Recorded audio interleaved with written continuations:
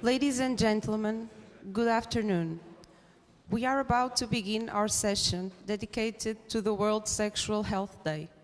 This is a meeting dedicated to sexual health promoted by the University of Porto through its Faculty of Psychology and Education Sciences in a partnership with the World Association for Sexual Health. To open the session, Director of University of Porto, António de Sousa Pereira, will deliver the opening speech.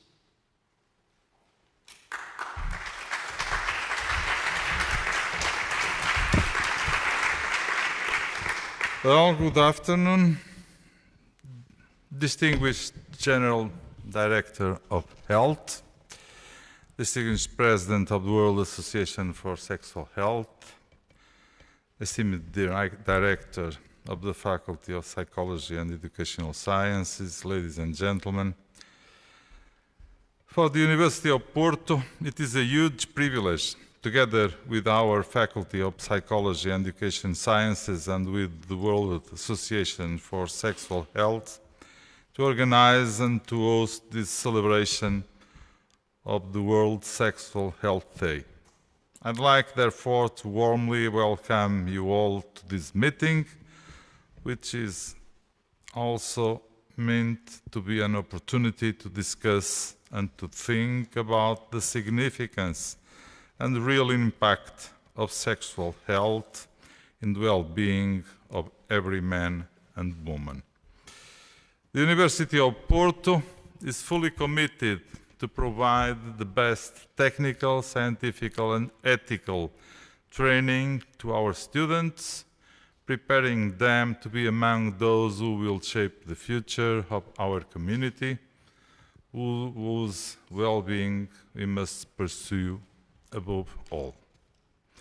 This is true for sexual health as for any other field of knowledge, since we are pretty much aware that sexual health is an essential determinant of global health and human well-being, directly related with longevity, quality of life, and global health, not to mention the crucial fulfillment of one of the most important existential dimensions of the human being.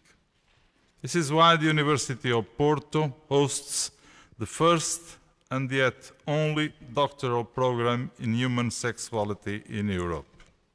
Furthermore, the Center for Psychology of the University of Porto, based at our School of Psychology and Educational Sciences, houses a research group of sexuality and gender with over 20 PhD members and coordinates one of the few specialized research labs worldwide, the Sex Lab.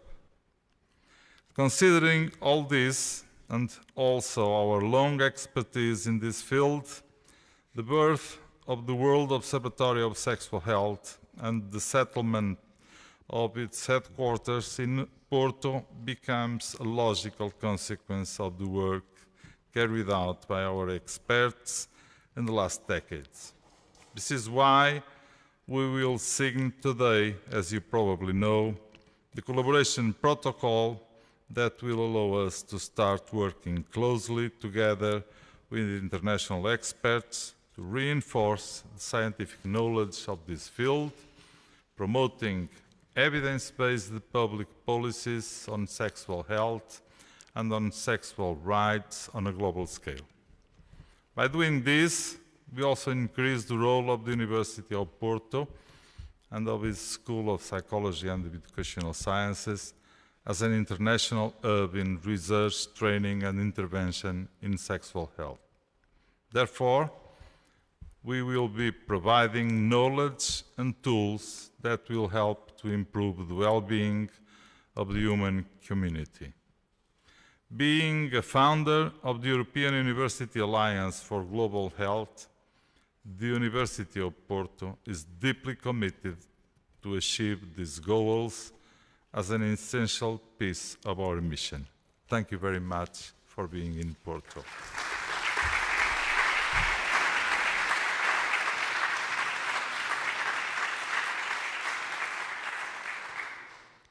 We will now like to invite the General Director of Health, Dr. Rita Sá Machado, to take the floor.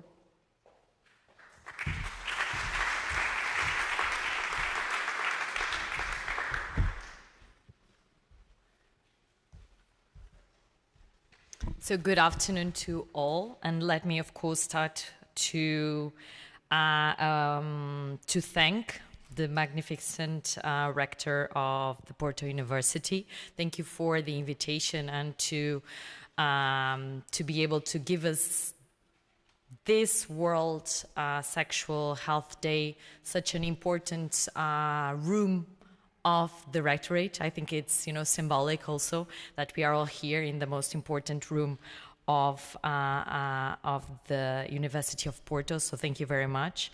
I want to also say kind words to, of course, Professor Pedro Nobre, the Director of the Psychology and Educational Sciences faculty, and of course for organizing all this. And of course, a warm welcome to the President of the World Association of Sexual Health. Thank you also for being here, and of course to all my esteemed colleagues, friends, and from esteemed colleagues from WHO, UNFPA, and all other international organizations, and of course partners. And thank you again for this invitation. It's a real pleasure that DGS, the Directorate General of Health, the institution that here in Portugal coordinates the National Sexual Health Program, it's here today. So the World Sexual Health Day reminds us something that is very simple, I would say, that sexual health is not a luxury, it is fundamental. It is part of the well-being and better health at every stage of life, and sometimes we forget this. Portugal has made important progress. Of course, we can say that, we can always do more, we can always do better, but it's a fact, it's true that Portugal has made important progress. And through our National Health Service, sexual and reproductive health is a right and not a privilege. And we can say this from primary care counseling to specialized service to the prevention program, so among many other things. We built a strong school health program where young people learn knowledge, values, and skills to make informed choices. And this program is coordinated by DGS, and we are very happy that this is implemented. Again, we also expanded access to contraception, including emergency contraception. We integrated also HPV vaccination into our national program, protecting girls and boys and preventing, of course, cancer. We strengthen HIV and STI responses with community testing, harm reduction partnerships, and prevention tools. And we advance equality in law and in practice so that people can seek care without fear, stigma, or discrimination. That is why in the next 3 years, we will focus, at least at the Director General of Health, in some clear priorities. And I'm going to be very brief, but also let you know some of them. First of all, we will continue to put an effort on prevention. We will scale up some of the STIs, and as you know, we have a group that is currently looking at some of the not only short-term intervention, but also long-term intervention to really scale up the STI screening and also to extend HPV vaccination catch-up and make routine sexual health checkups part of everyday primary care. So we are seeing how this can be done not only in an effective, but especially in a feasible way in the days that we have at this very moment. So second, again, education for a digital age. We will strengthen age-appropriate rights-based education that addresses consent, pleasure, and also literacy in this area, and online safety, because currently our program and the educational national health program is very much not on the digital sphere. So we want to have this step forward. And this, again, is one of our priorities. And third, and this, of course, builds of what we are also signing today. And again, I very much welcome the creation of this observatory, because again, if we don't understand what we are seeing, if I do not know what happens in Portugal, how is the sexual health in Portugal, how can I actually, propose intervention and also implement interventions here in the national sphere. So for us, it's very important. So the third one is, again, data and accountability. So we want to really, look at the indicators to see what is there and to, partner with the organizations that are already having a clear vision on this to make sure that we publish not only the transparent results and also to co-design solutions with communities and professionals. So our vision is very simple. So every person in Portugal should be able to love, to decide, and to protect their health, free, of course, of discrimination and also of violence. So for us, on this World Sexual Health Day, and let me also remind you that for us, Portugal is not only the World Sexual Health Day, it's also the National Health Sexual Day, and this is important. It marked, and it was, started in 2021, but for us, it's a mark.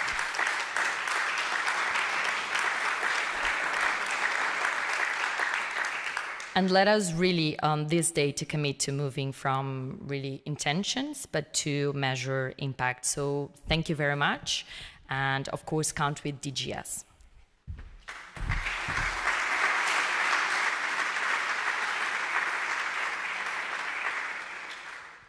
We will continue with the President of the World Association for Sexual Health, Faisal El-Kak.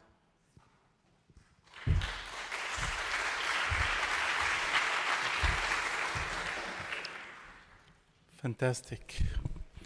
Thank you very much. Excellencies, Rector of the University of Porto, Director of Health, Director of the Faculty of Psychology, my good friend, distinguished colleagues, partners, friends, and was colleagues. It's a privilege to be here.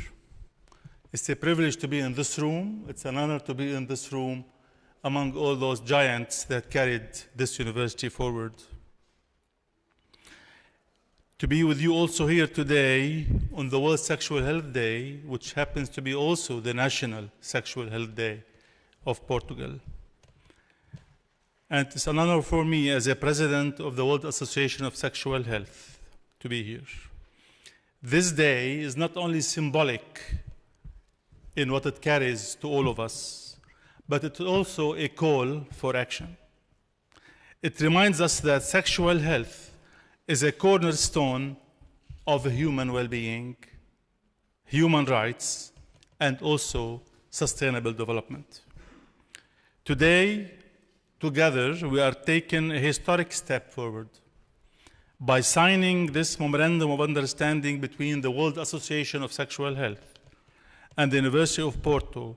We're establishing the World Observatory in Sexual Health, which will serve as a global lighthouse, adding to what our colleague, the director, said, generating reliable evidence and data to guide policy and practice, promoting accountability so that commitments to sexual health and rights translate into tangible improvements in people's lives, providing a platform where research, advocacy, and education converge to advance equity, inclusion, and dignity worldwide.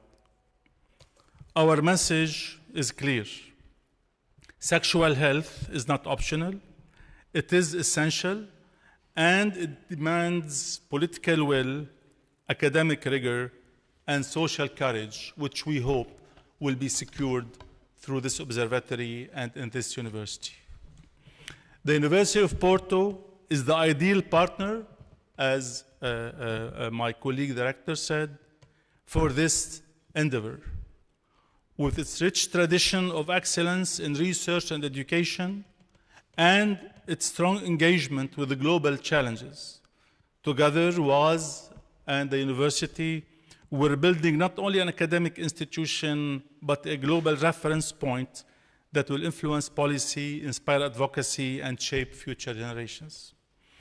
I want to acknowledge the vision and leadership of this university and of Pedro, our friend and our past president, and to thank all the colleagues here at this university and at WAS for all the hard work and the tireless work to make this happen. On this day, the World Sexual Health Day, let us reaffirm our collective responsibility to turn evidence into action, to replace stigma with respect, and to make sexual health a reality for all people everywhere. Sexual health is not optional, it is essential. This observatory will be a global beacon to guide policy, accountability, and respect for the rights of all people. Thank you very much.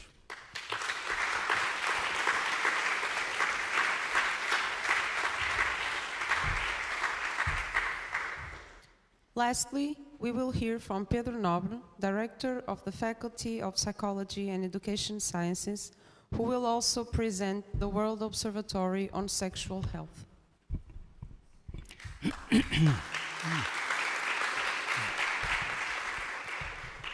Muito obrigado. I'll say a few words in Portuguese actually after, before start.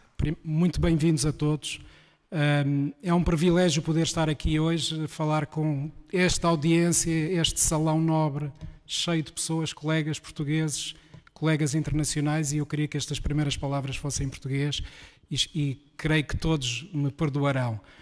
Thank you very much. I was just saying in Portuguese that it's a privilege for me to be here today in the World Sexual Health Day. As everyone already said before, the Director General of Health, and my colleague and friend, President of the World Association for Sexual Health, Portugal actually was the first country in the world to recognize the World Sexual Health Day.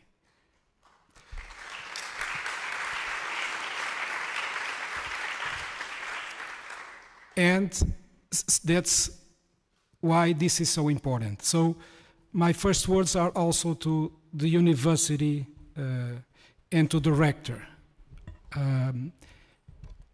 We always have full support from the rectory, and as the term of our current rector is getting to an end, I have to say, I'm sure we all miss you afterwards, but your speech, your commitment and your support to sexual health and sexual rights and for the sex research that we do at the university, not only at the Faculty of Psychology and Education Sciences, but also in different faculties of this university. And again, I will have to say that we were the first and yet the only doctoral program in human sexuality. And that's because of the effort of so many, not only at the Faculty of Psychology, but also at the Biomedical Sciences and the Faculty of Medicine. So this is let's say, the reason why we are here today at the center of the World Sexual Health Day is because there are a lot of people who are involved in this effort. But again, thank you, Rector, for your full support as ever, as always. Also, a special word to my colleague and friend, Faisal Al-Kak, who's relatively recently, I can say recently, started his term as President of the World Association for Sexual Health. I wish you the best luck. I'm sure you are already doing a great job, and thank you for being here. And the World Association for Sexual Health is also my home. So I have, let's say, two professional homes, the University of Porto and the World Association for Sexual Health. I've been associated to this world organization since 2009. So almost, I don't even count, 16 years maybe. I've played almost every role there and finished by being past president. So I was president for actually how much time? 4 years? And plus 4 years as past president, so it's a privilege. And I thank you to all of my colleagues, my family, my world family of the World Association for Sexual Health for being here today. Thank you very much.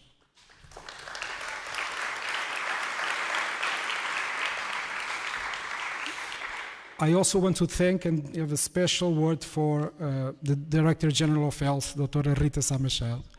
I'm sure that this is a clear commitment of the health, the Director of General Health, to promote sexual health, and not only to promote, but to be active in making sure that we are how can I say this, being polite. We, as you all know, we are facing a number of challenges. I will say challenges, I'm being polite. And it is very, very important to have the political support of the head of the Director General in Portugal. So thank you very much for that, and thank you very much for your speech today.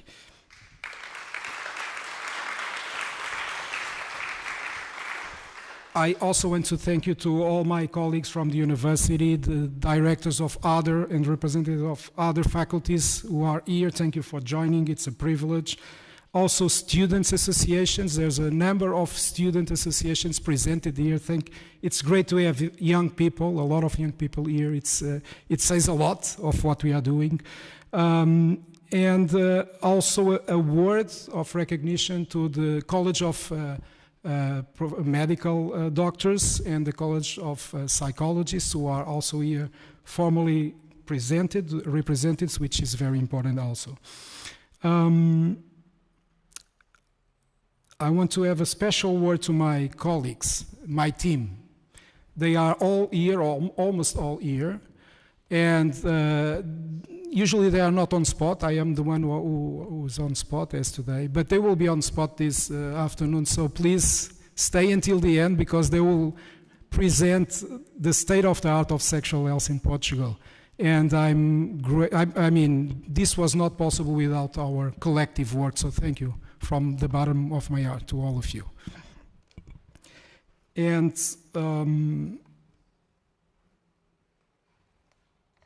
let me see if I forgot.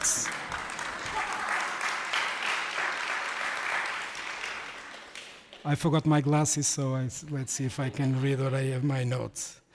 And also my colleagues from the faculty, besides my research team. I'm proud to be the Dean of the Faculty of Psychology and Education Sciences. It's been, I'm actually almost ending my first term. Not sure if I'll run again, but anyway, it has been a privilege to work together, and the support of all, and I would say the support also of the Center for Psychology at the University of Porto, because all of my team works as a research group for the CPUP, so thank you, and for everyone who's here from the faculty, from the different boards, so thank you for that, for the support and the presence. So let me just quickly say that the program today will be very packed, as you have seen. No breaks, but you have pastéis de nata on the corner if you wish. So I try not to to talk a little bit, just 2 or 3 more points about the program.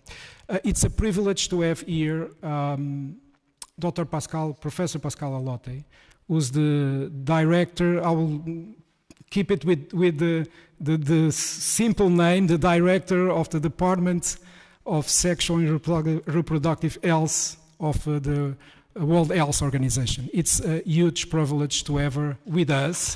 So thank you, Pascal, for joining. And Professor Pascal will actually present a lecture, a brief overview, if we can say in 20 minutes, about the state of sexual health in the world. So I think there's no one better than you to speak about the state of sexual health in the world in such a trying time. So thank you for coming here in this specific time in the World Sexual Health Day. So thank you, Pascal. And I also want to have a word for Mónica Ferro. I'm not sure if you all know Mónica Ferro. She's a Portuguese, born in Porto, actually I guess in Gondomar. And she's a woman of the world. She's actually right now the director of the London office of the United Nations Population Fund. And she also actually worked as director of the Geneva UNFPA headquarters. So she has a long time of serving, let's say, public health and sexual health in her roles. And I'm very happy to have you, Mónica, here also talking about the state of sexual health in Europe, and not only in Europe, but particularly in Europe. So thank you, Mónica, for that.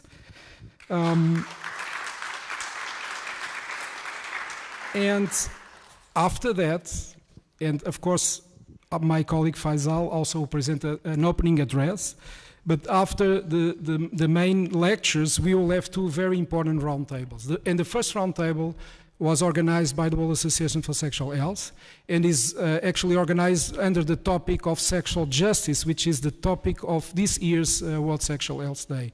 And thank you very much, everyone. Esther Kismodi, Esther Corona, Elna Rudolph, who else is here? Bokra, Usra,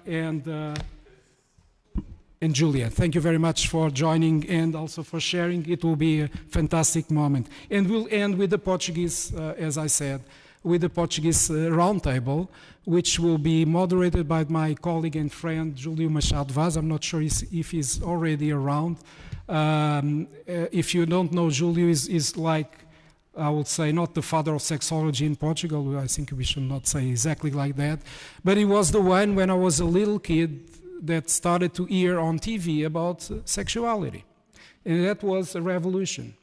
And so I'm always grateful for that and for his friendship. And he will be moderating the session and also discussing the state of sexual health in Portugal together with my colleagues, Ana Alexandra, Ana Gomes, Conceição, Ana Patrão, Ricardo Barroso, where are you? Mariana, Pedro Costa, and Marisalva. I think I didn't forget anyone. Thank you very much for joining us. So you will have a full program. And I hope you enjoy every minute of that.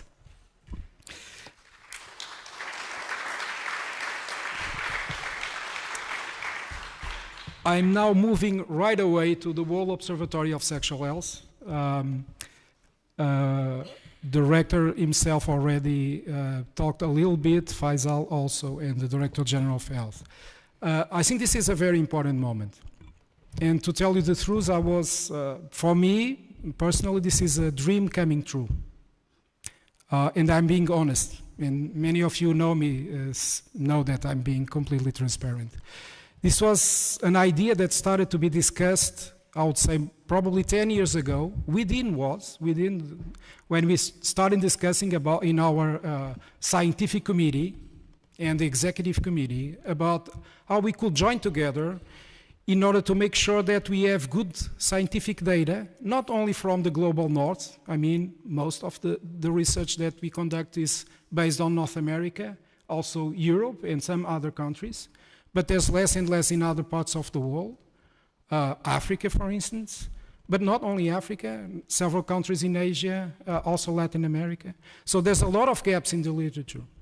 There's also a lot of research in those countries from, let's say, global south on HIV STIs, that's for sure. And that is very, very important. But sexual health is much more than just diseases, as you know. And we know almost nothing about the other components of sexual health in those countries, in those regions. And we also know less about many topics, including sexual satisfaction, sexual well-being, or even sexual pleasure, or sexual rights.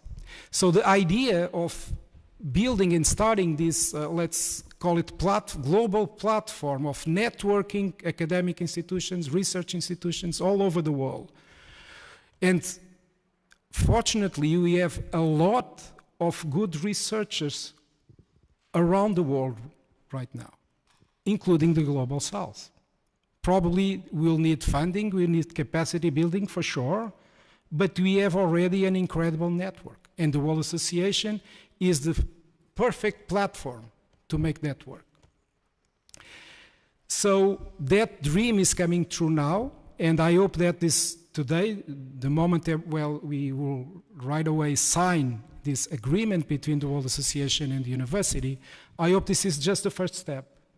Because of course talking is important, discussing, but there's a lot to be done. And I think there is no other moment as important as this moment.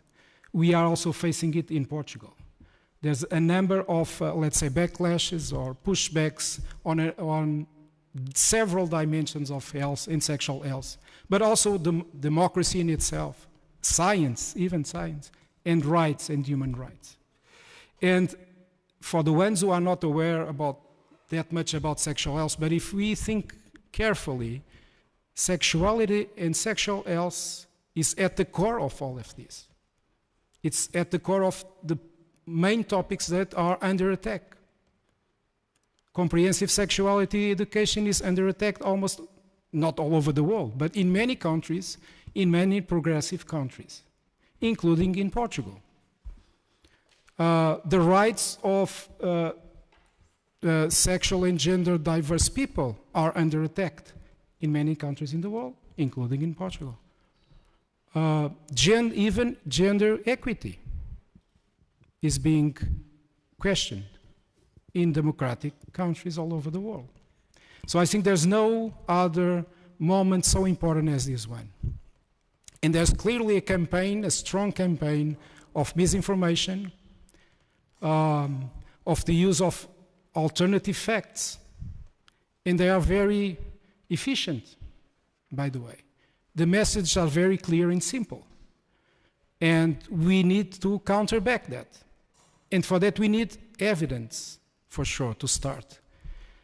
And more than just evidence, that's what we will do with the observatory, we need to disseminate that evidence in a way that is simple and as efficient or hopefully more efficient than the ones that are trying to counter democracy, human rights, and sexual health and rights also. So I cannot find a better moment than this. And the fact that we, the University of Porto and the World Association are playing a key role here is, for me, let's say I'm very proud about that. So thank you very much, everyone.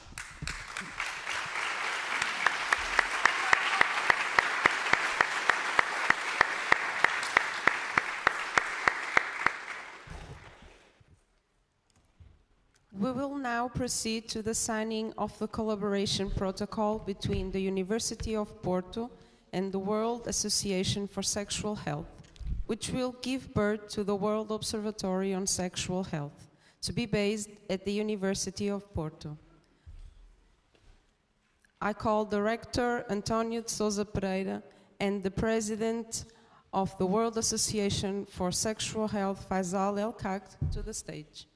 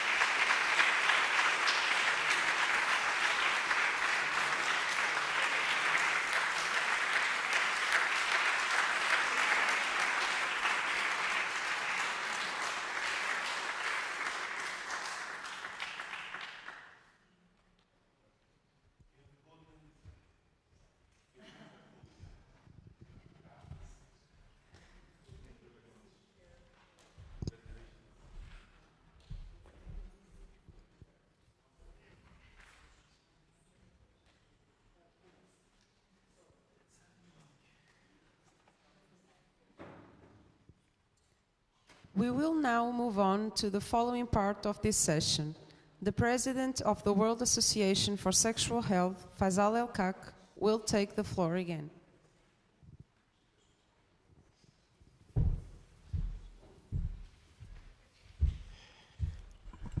It's not easy to listen to the same person twice in the same setting. I'm going to be very brief. We're very glad that we have signed this MOU with the University of Porto for this observatory. We're very glad that you are hosting the World Sexual Health Day today. And our theme is about sexual justice. See, anytime you think or you speak of justice, you cannot but think of words of Martin Luther King and Nelson Mandela.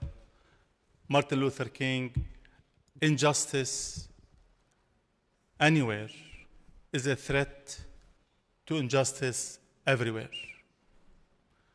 Sexual injustice is a threat to injustice in all our aspects of health, of rights, and also of pleasure.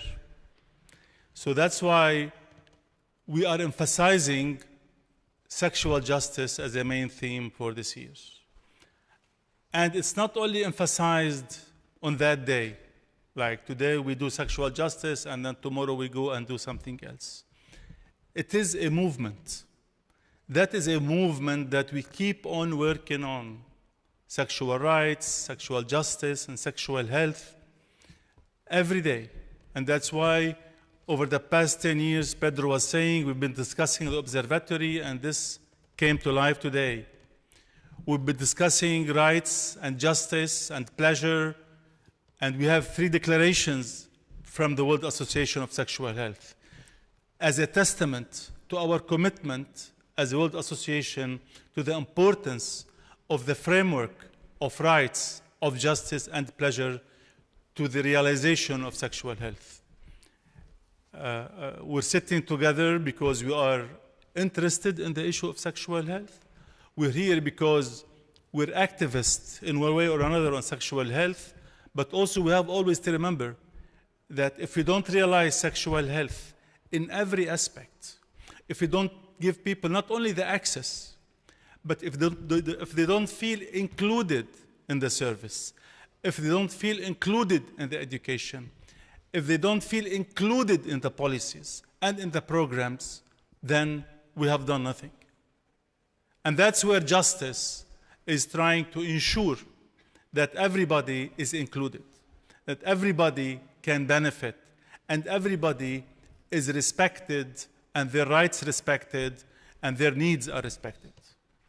And that's why today we're going to be sitting down, listening to all the beautiful experts in this room to tell us about the World Sexual Health Day, and also to listen to the Portuguese colleague from the faculty telling us about the status of the sexual health and rights in Portugal. Thank you very much again, and good luck for the speakers.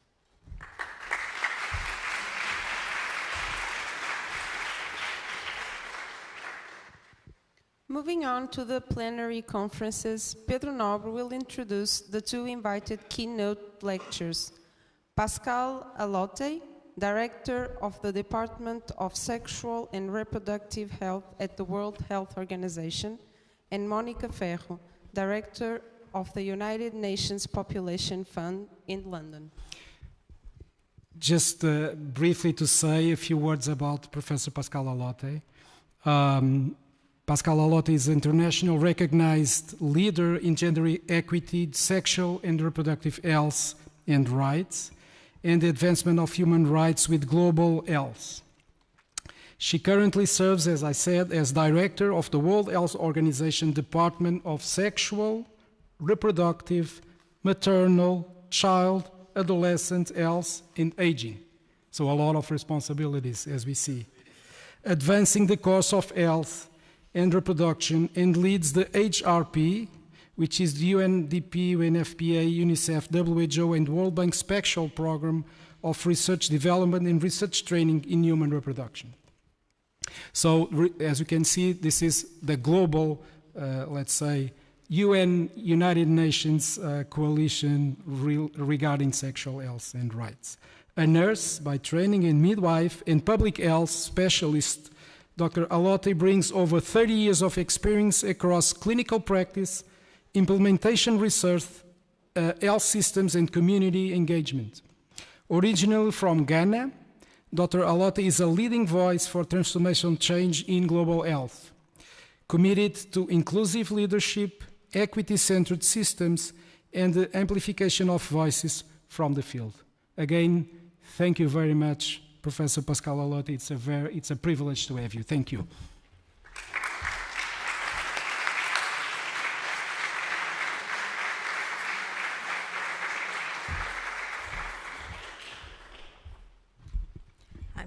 Can you see me? I don't need a stool. Can you see me okay? Hello, everyone.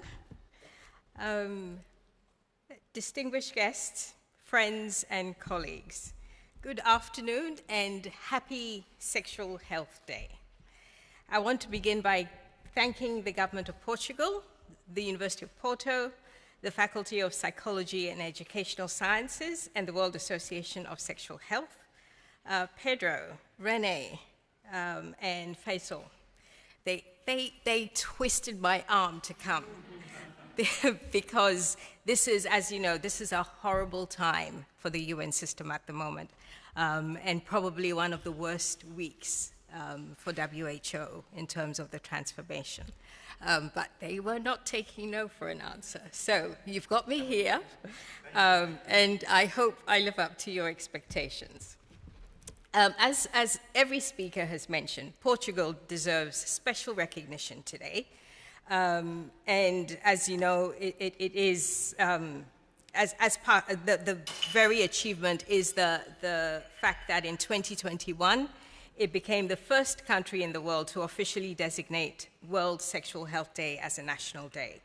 This was visionary, and I know it's been spoken about and everybody has said how wonderful it is, but within the global context, this means something. It really is important. The leadership in the silence of what's happening geopolitically, for Portugal to stand up for this, it really does mean thank you. It's something, so thank you.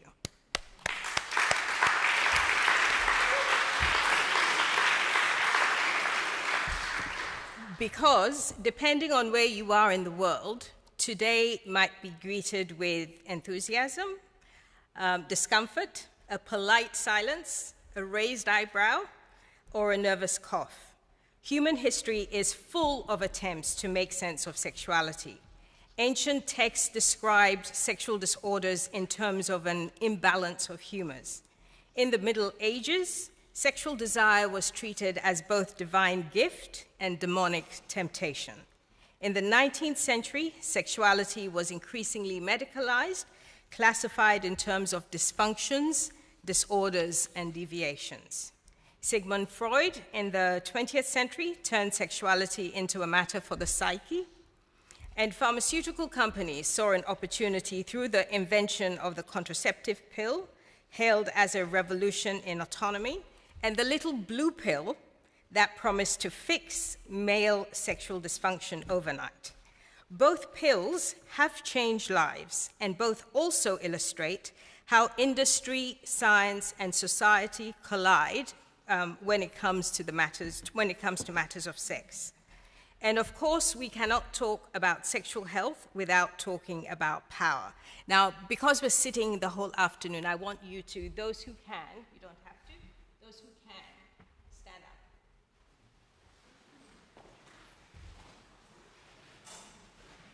up. And just hold yourselves. This is the only thing, what you're holding, that belongs to you. This is what you have when you're born. This is what you take away when you die. This is it. Possessions, everything else comes and goes. This is the thing you own. And this is the thing that you choose to share with others in sex. Whether it's through intimacy, whether it's through carrying a baby, it has to be your choice. And that is your power. And this is why we always talk about the importance of power in sexual health. And this is why regardless of what you do in your own bedroom, the Pope, the President, the Minister of Health tries to take that power away. And this is why it is so important that we try and do something about sexual health. Thank you, Sit down.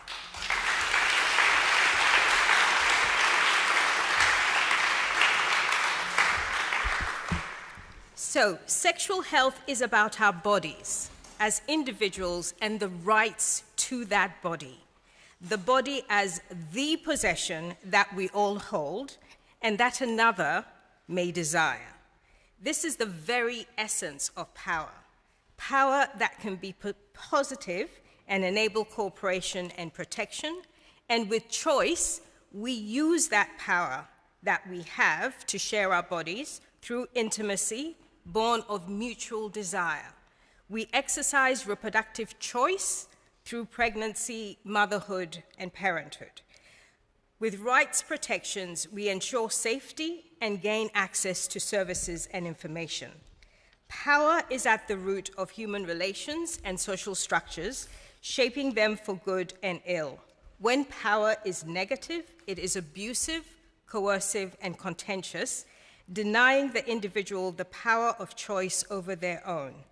Political choices are central to the exercise of power, and it is manifest in the control of gender roles, the reinforcement of hierarchies, the control of populations through policies that enable or impede. And then there is the irony of decolonization. Oh my God. Being misused to resist sexual rights. When leaders claim that protecting women and LGBTQ+ people is a Western agenda, they erase their own histories. African, Asian, indigenous cultures have diverse and vibrant understandings of sexuality well before colonial law and missionary zeal imposed rigid binaries and criminal codes. Today, the colonization is presented in the guise of protecting women through optimal health frameworks. Decolonization should mean reclaiming our traditions with pride and respect, not about denying rights in their name.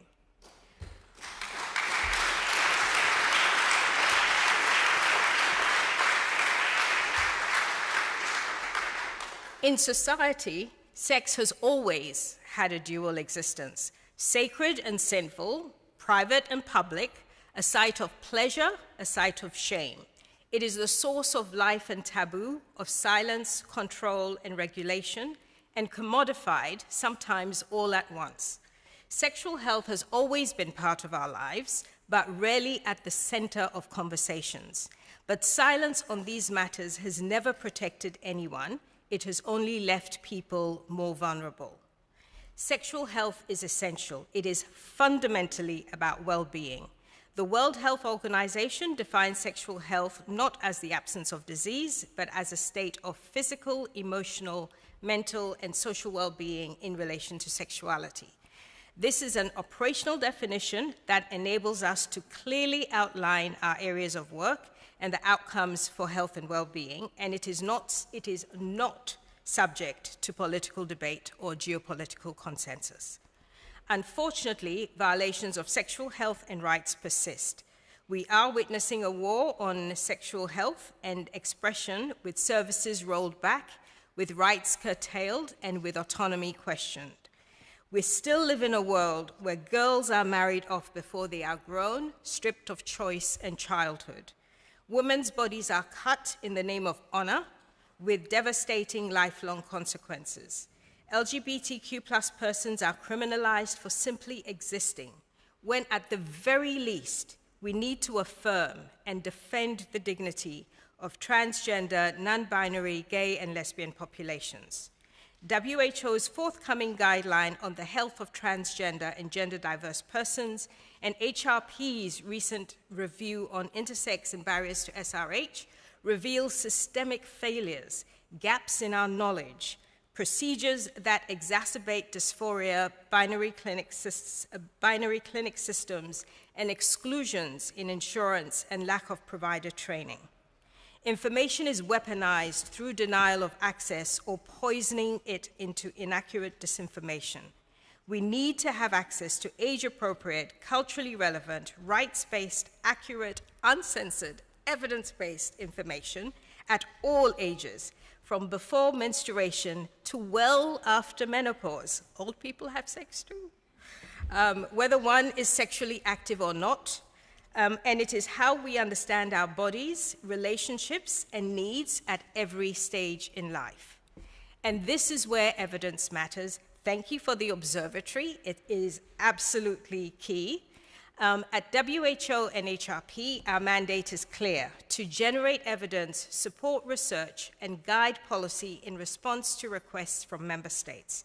We remain uncompromisingly committed to the agenda, and we do celebrate that we have a WHO leadership that is totally supportive of this agenda.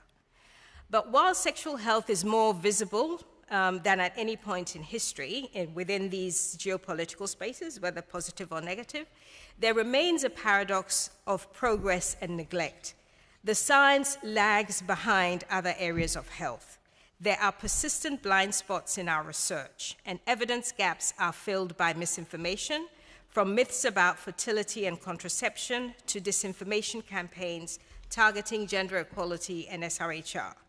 Without strong scientific leadership and investment, disinformation risks becoming the default knowledge source, particularly for young people. In women's sexual health, pain and dysfunction are chronically under-researched. For decades, women's sexual pain has been dismissed as psychological rather than studied systematically. Most global health data systems are still binary and heteronormative. For older populations, sexual health research drops off after the so-called reproductive years, ignoring midlife and aging populations who remain or would like to remain sexually active. And for intersex persons, evidence is sparse and often biased, with clinical decisions guided more by tradition or discomfort than by rights-based science. And then there are geographies of silence. The majority of sexual health research still comes from high-income countries, and yet the greatest burden of morbidity and mortality, maternal deaths, sexual violence, STIs, HIV, and lack of access to contraception are borne elsewhere. This creates a mismatch between where evidence is generated and where it is most needed. Funding flows skew the research agenda. So pharmaceutical interests have fueled disproportionate attention to male dysfunction compared to female sexual pain, usually dismissed as psychological. Research agendas prioritize heterosexual couples and the reproductive function of sex. LGBTQ+ health is ignored, and pleasure is almost totally left out. And this is where human rights needs to be a guiding principle to ensure that science remains a tool of justice, holding systems accountable and challenging outdated practices and ensuring that care means dignity.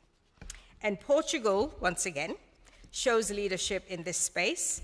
The University of Porto's pioneering use of the WHO-shaped instrument on a nationally representative scale for the first time is a landmark.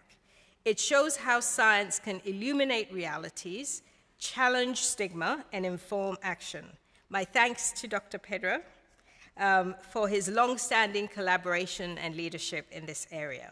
Without strong scientific leadership and investment, disinformation risks becoming the default knowledge source for young people. Science is transformative. Research on HIV and AIDS, led by communities and scientists together, changed not only medical treatment, but also our understanding of stigma, rights, and justice. Evidence on contraception has allowed millions to plan their lives. research on sexual violence has forced governments to recognize that violence is a public health emergency and not a private matter. We need more evidence on sexual well-being across the life course, from adolescence to aging. We need to understand how mental health and sexual health intersect. Science should not only answer biological questions, but also challenge harmful norms and guide ethical rights-based care. Ensure low and middle-income countries are not just sites for data collection, but centers of leadership in research. We need to confront the commercial determinants of sexual health because industries that profit from misinformation are as dangerous as pathogens. Sexual health is not a luxury. It sits firmly in the right to the highest attainable standard of health. It means addressing the fact that gender inequality fuels poor sexual health outcomes, whether through lack of access to contraception, disproportionate burden of care, or violence. But we cannot protect sexual health without addressing the injustices and backlash against rights. We're folding in the themes here. Health professionals need to work alongside legal and policy experts, academics, and civil society to ensure alignment between clinical practice, enabling legal environments, and vibrant civic spaces to simultaneously protect democracy, human rights, and truth. Earlier today, colleagues from PAHO launched the first sexual health course for first-level health professionals, providing a course with basic tools to understand the concept and identify different aspects of sexual health so that health professionals are able to better serve people under their care. But we all know that sexual health is more than biology. It is history, culture, politics, power. It is about who gets to speak, whose bodies are policed, whose pleasure is valued, and whose pain is ignored. It is about our bodies as individuals and the rights to that body, and the protections associated with the safety of sharing that body. So, on this World Sexual Health Day, let's celebrate why we are here today. And hopefully in 20 years, there will be no need for a Sexual Health Day. And not take for granted that we still have countries like Portugal, like Thailand, just this year approved more than $4 million in funding to support hormone therapy for transgender people. Namibia last year had their high court strike down the apartheid-era sodomy law, effectively decriminalizing same-sex relationships and affirming LGBTQ+ rights. Belgium last year passed the first law granting sex workers full labor protections, including contracts, health insurance, and maternity leave. Mexico, where the state of Jalisco decriminalized abortion and federal health services began offering comprehensive abortion care. These are just a small sample of some of the incremental steps being taken to advance sexual and reproductive health and rights for all, even in these most difficult times. Thank you to all these tireless efforts of everyone involved in making these achievements happen, and for the courage of the convictions to be able to do so. Thank you again to Portugal, and I'm earning my supper here. Thank you again to Portugal for the leadership and for hosting this assembly. And to hold on to the current gains and ensure progress, we still have a lot to do. Together as scholars, as health professionals, advocates, and citizens, we can't be complacent. Some may choose to be polite, others loud, guess which one I am. But with the robust evidence that we have, we will hopefully continue to generate evidence in order to highlight the problems, the harms, and solutions. We should not be afraid to speak out about sexual health openly and courageously. Thank you for inviting me.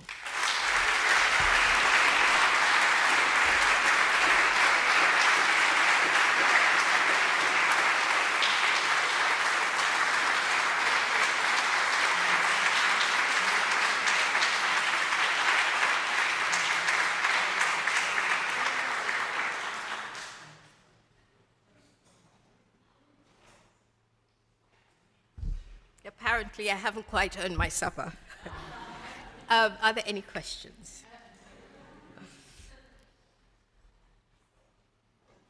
Yes.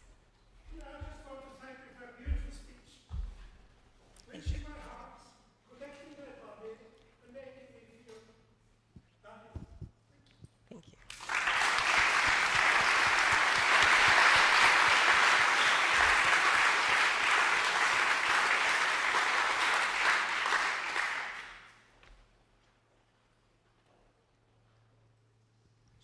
Yes, Esther. Thank you so much, Pascal. It was really wonderful, and it's an amazing contribution.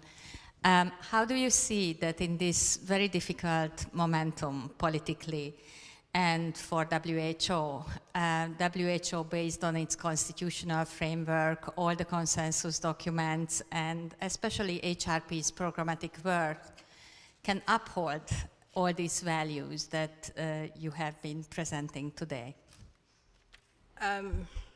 This is being live streamed, right? Yeah, okay. I'll be good. And give you the diplomatic answer. We can catch up afterwards. But uncompromisingly, I can say from WHO's leadership, we have, I don't know any time in WHO's history where we have been able to be as open as it has been. And we know that some of our other UN colleagues are having to self-censor and be a bit more diplomatic about the sorts of things. And I think I find it a difficult concept, but this notion of principled pragmatism, which means that the work will continue without necessarily talking about it. I think the risk of that approach is that if there is a silence, it will be filled. And we know that it is being filled with a lot of disinformation. So at least for WHO, for now, we have a leadership that is uncompromisingly supportive of sexual health as an important part of the right to health. So in the 3 years I have been there, I have not yet had any challenge on any of the areas of work. And we do comprehensive sexual and reproductive health across the life course.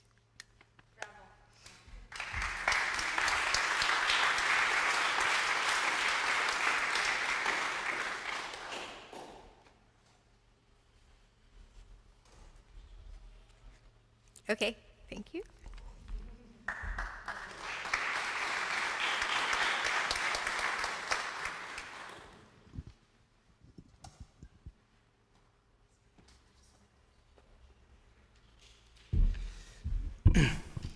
Thank you very much, Pascal, for this wonderful lecture and for being supportive of all of us. Also, thank you very much. Again, it means a lot for all of us. It's now my pleasure to introduce you to Professor Mónica Ferro. She's director of UNFPA office in London. Mónica Ferro joined UNFPA in April 2017. And she has worked to promote equality, development, and human rights for the past 20 years. Prior to joining UNFPA, Mr. Ferro had a 20-year career of public service in Portugal, during which she served as a member of parliament, as chair of the All-Party Parliamentary Group on Population and Development, and Vice President of the European Parliament Forum for Population and Development as Deputy Minister for National Defense, as a university lecturer, a media personality, and also an activist. She is an associate researcher at Interdisciplinary Center for Gender Studies, University of Lisbon, and has been a columnist for several national newspapers and magazines, and author of more than 100 articles, entries in encyclopedias, book chapters on the United Nations, development cooperation, human rights, security, sector reform, and gender equality. Thank you very much, Mónica. Again, it's a pleasure to have you back home to Porto.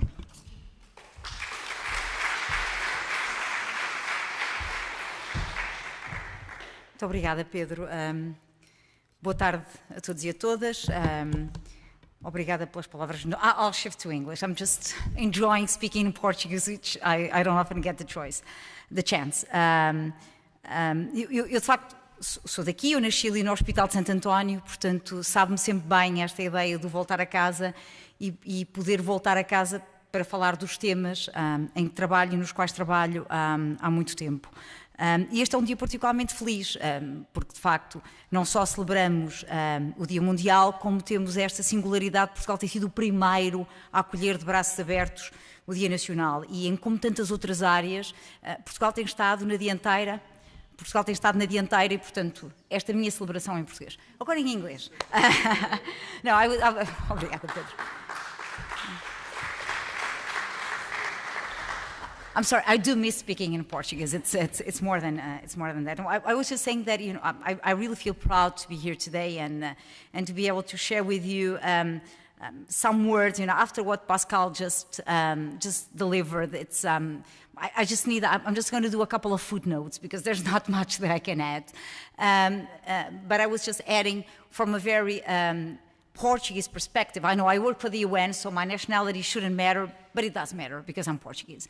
And I feel very proud, not only because the country has a long record of being the champion in some of the key issues on sexual reproductive health and rights, but on this specific issue, on having been the first country to fully own the World Sexual Day. I think it's something that we should celebrate and maybe hope it serves as an inspiration. So I know that I broke protocol. I should have thanked everyone. So I'm going to do like the Secretary General of the United Nations and say all protocols observed. Please feel that my warm compliment goes to all of you. But I just wanted to say that, and I said this to Pedro yesterday, a couple of months ago, I opened a conference by saying something that made a couple of people very upset. And I started by saying that we are all here today because someone had sex, right? We can discount the people who had in vitro fertilization, but the majority of us are here because someone had sex. We also know, pretty much as Pascal alluded to, that everything in the world is about sex, except sex. Sex is about power. So, and this is why it blows my mind why there's so much stigma, why there's so much secrecy when it comes, or the hush-hush, right? I always give a very clear example, but those of you in the room, just think with me. Can you imagine a girl passing a tampon or a pad to another girl in the middle of a room? See how they work, it's secret, right? They put their hands like this. I've seen drug dealers less skillful, right? But why? Why the stigma? We are talking about our bodies, we are talking about natural function. So I think that a day like this also serves to break the stigma. And I particularly like the focus that you put on sexual health, on sexual justice as the key for this year. So I think that today, and we are very clear that talking about sexual justice, it's not only, it's not an optional extra, it's essential to achieve sexual health, sexual rights, and pleasure for everyone, free from discrimination or violence.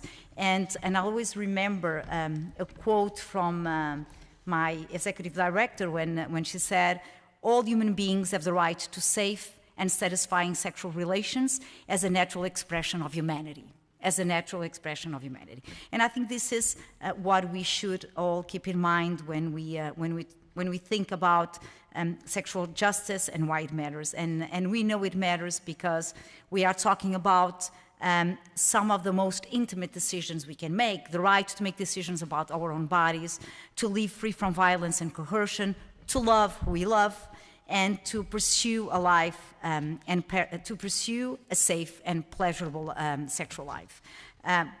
Menstruation is a taboo. Try talking about pleasure. It immediately sends, other giggles or people looking around and saying, am I really being a part of this conversation? And yet across the globe, what we see is that these rights are often denied. Nearly half of women in 57 middle-income countries that we've surveyed, we in FPA, Pedro said, you know, I work for the United Nations Population Fund, but half of the women in 57 countries that we've surveyed, they lack bodily autonomy, they lack the ability to decide if they want to have sex, if they can choose a method of contraception, and if they can go and see a doctor when they want to. We just ask these 3 simple questions. We ask women these 3 simple questions, and in 57 middle-income countries, the answer was no. The majority, half the women said, no, we cannot take these decisions. We also know that 1 in 3 women globally will experience physical and sexual violence in their lifetime, and we also know that more than 60 countries, 60% of the countries still lack rape laws based on consent. And this is pretty much the state of affairs when you think about the rights dimension. When we look at the state of sexual health in Europe, and I just asked the team to gather me a couple of notes, I know that we should leave this room feeling optimistic and encouraged to act, but I think we also need to take stance and understand where we are. And the fact is that we know that in Europe we are facing what, not being very mild, Pedro, not being very diplomatic as you were, but what we can call a growing sexual health crisis. In 2023, nearly 100,000 confirmed cases of gonorrhea reported in the region. A 31% increase from 2022 and a 300% increase when compared with 2014. Syphilis cases rose 13% year on year, with numbers doubling since 2014, and chlamydia remains one of the most reported bacterial STIs. When it comes to condom use, it's declining among adolescents. I remember a panel we did also a couple of months ago with Rita Machado, when the 2 of us decided to talk about condoms. And we actually challenged a very young audience, asking them, why have you stopped using condoms? You know, I know that the narrative is very negative in the sense we tell young people it's to protect you from unintended pregnancies, it's to protect you from STIs.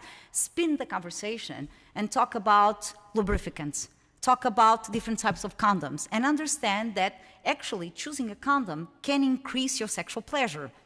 And this is the conversation that sometimes we need slowly to make if we want to have young people on board.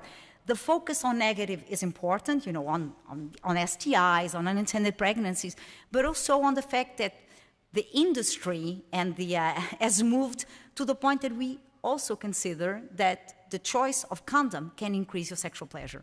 And this is something that we also need to be mindful, because condom use among 15-year-olds fell from 76% to 61% among boys, and from 63% to 57% among girls between 2014 and 2020.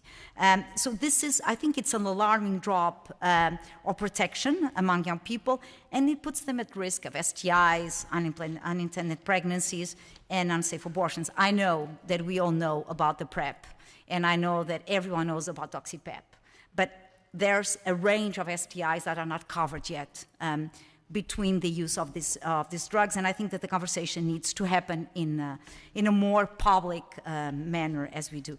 And also something that's very dear both to UNFPA and to WHO, sexual health in later life, because we want this approach like the life cycle, and we know very well that STIs diagnosis among other Europeans are climbing. For example, the UK saw diagnosis in those aged 65 and plus nearly tripling on STIs. And also we know people over 45 count for 32% of all syphilis cases in the European Union. So this is something that really should make us rally and issue a very strong call to action.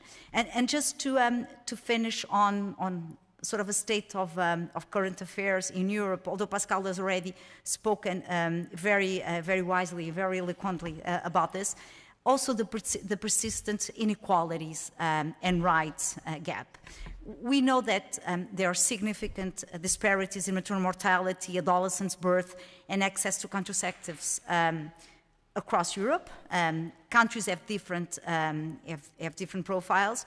We know that in some countries, the adolescents' birth rates are 3 times higher than the regional average, with 38% of pregnancies unintended, which results not only in unsafe abortions, but school dropouts. And we know very well that a woman, a girl who cannot control what happens with her body, who cannot choose if she wants to get pregnant, how many times she wants to get pregnant, controls very little of her life. So this is just an example of one of the challenges. And we also know that discrimination and violence against LGBTQI plus individuals remains pervasive, regardless of all the good commitments we have, regardless of all the amazing laws that we have. And there's a recent survey that reported, and I think the numbers are staggering, that over 1 in 3 people face daily discrimination, that 1 in 2 endure harassment, and 1 in 4 have undergone conversion practices. And we know this is not acceptable, and we know the toll this has on human dignity, the toll this has on something very, very simple, which is our right to be happy. And I think that we are clearly touching on those issues. So just to close, I wanted to say that from our perspectives, and I had here an amazing list of talking points that my team prepared for me, because UNFPA has decided to celebrate this day as one of our key days too. So if you go to our website, we made a statement, we produced some media assets, but I think that Pascal covered most of the area on rights, so I won't bother you with that. But I do think that, as the president of the association has said, this is not an abstract concept. We are talking about something that's lived in our bodies, in our relationships, in our freedoms. And I think that sexual justice is about recognizing that everyone, everywhere, has the right to safety, to health, to dignity, to pleasure, and to love. And that sexual justice is not just an aspiration, it's a necessity. It's about health, rights, dignity, equality, and always about pleasure. And I do think that we should leave this room, I want you to leave this room with a full commitment from the United Nations Sexual and Reproductive Health Agency, UNFPA, that we will continue to champion this vision. Pascal also alluded to some decisions that were taken by some international organizations, and we remain strong. The pressure for us to lower our arms and do less on diversity, equity, and inclusion means that we would have to exist in a body without a head or in a body without a heart. And we do need a soul, and we need a heart. So count on us, but we cannot do this alone. We need to work together with governments, with civil society, with educators, with health workers, and communities, with observatories, so that we can ensure that sexual justice, it's not just a slogan, but a reality. And for that, we need the data. We spoke about that. If you go back to UNFPA's first mission statement, now if you get an email from me, in the bottom of the email will say, delivering a world where every pregnancy is wanted, every childbirth is safe, and every young person's potential is fulfilled. I know I've lost you probably, right? It's big. The first tagline said, because everybody counts. And I think it's as simple as that. What doesn't get counted doesn't get solved. And I believe that the worst form of discrimination is being invisible, is not even being accounted for. And count on UNFPA for that, because when sexual justice is achieved, humanity is dignified, and when humanity is dignified, we all thrive. Thank you.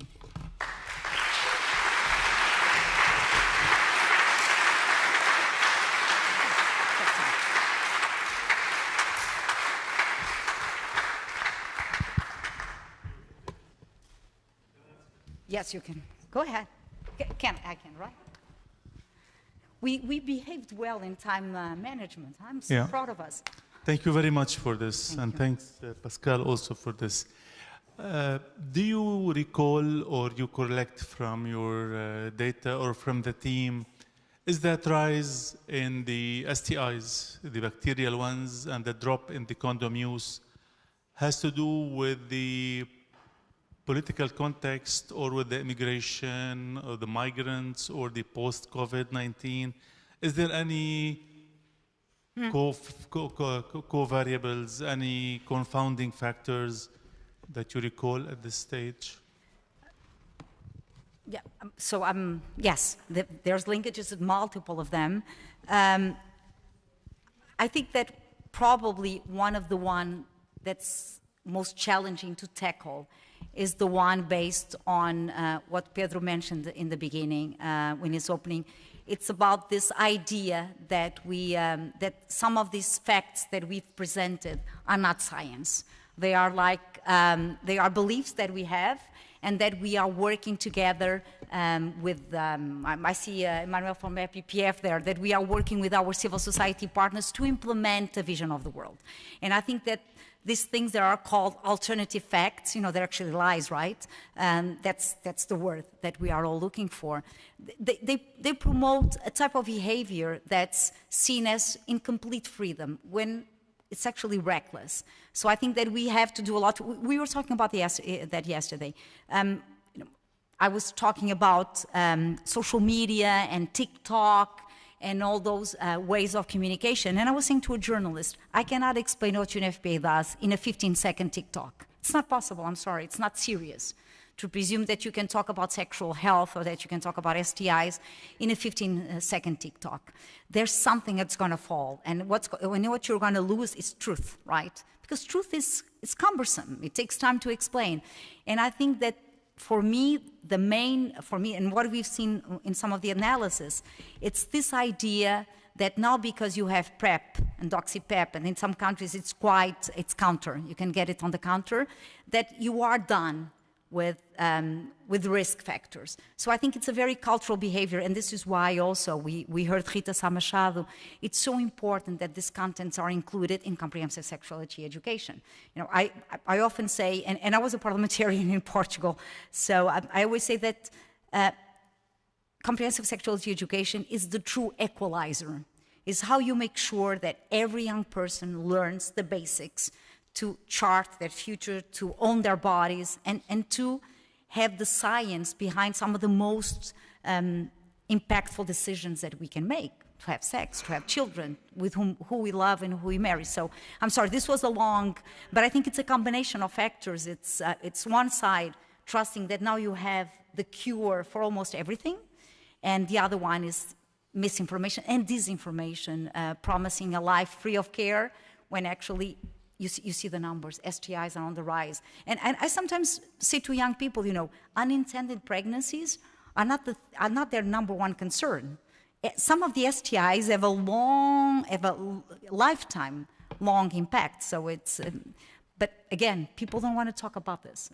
People would rather having this discussed in some behind closed doors, so they are not faced with the risks. Sorry, I tend to go we have a saying in Portugal that says that when you start to talk, it's like picking up cherries. We pick one and there's another one and another one and another one. We love our sayings. Sometimes they don't make sense, but we do love them. People want to listen to the next panel. And we all have time to chat over dinner and the next guy.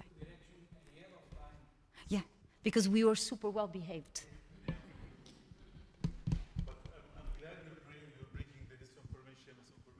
This is one of the main areas we're going to be discussing tomorrow in the World Sexual Health Assembly, disinformation and misinformation.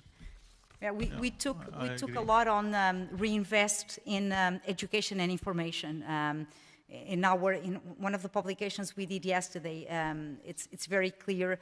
Roll out evidence-based inclusive sexuality education covering contraception, consent, gender equality, and LGBTQI plus inclusion, because we understand that's one of the big it's one of the big drivers of infections, but also of unsafe and risky behaviors. We're done. Thank you. Thank you so much. Thank you.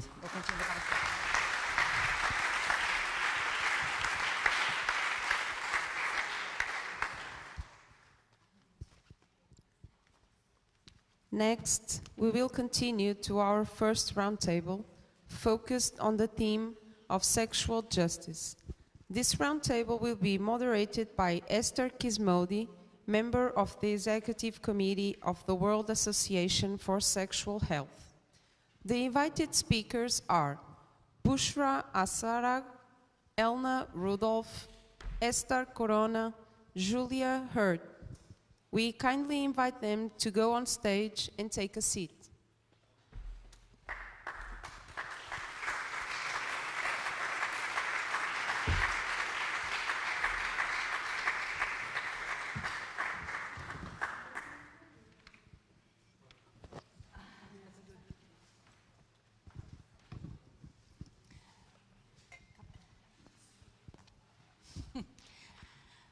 Good afternoon. It's really a great pleasure to be here. My name is Esther Kismodi. I am in the WAS Executive Committee, the chair of the Sexual Rights Committee, also chief executive of Sexual and Reproductive Health Matters. And it's a great privilege to welcome our guest speakers and guest panelists here celebrating sexual justice on World Sexual Health Day. That is a really fantastic opportunity to be in Portugal.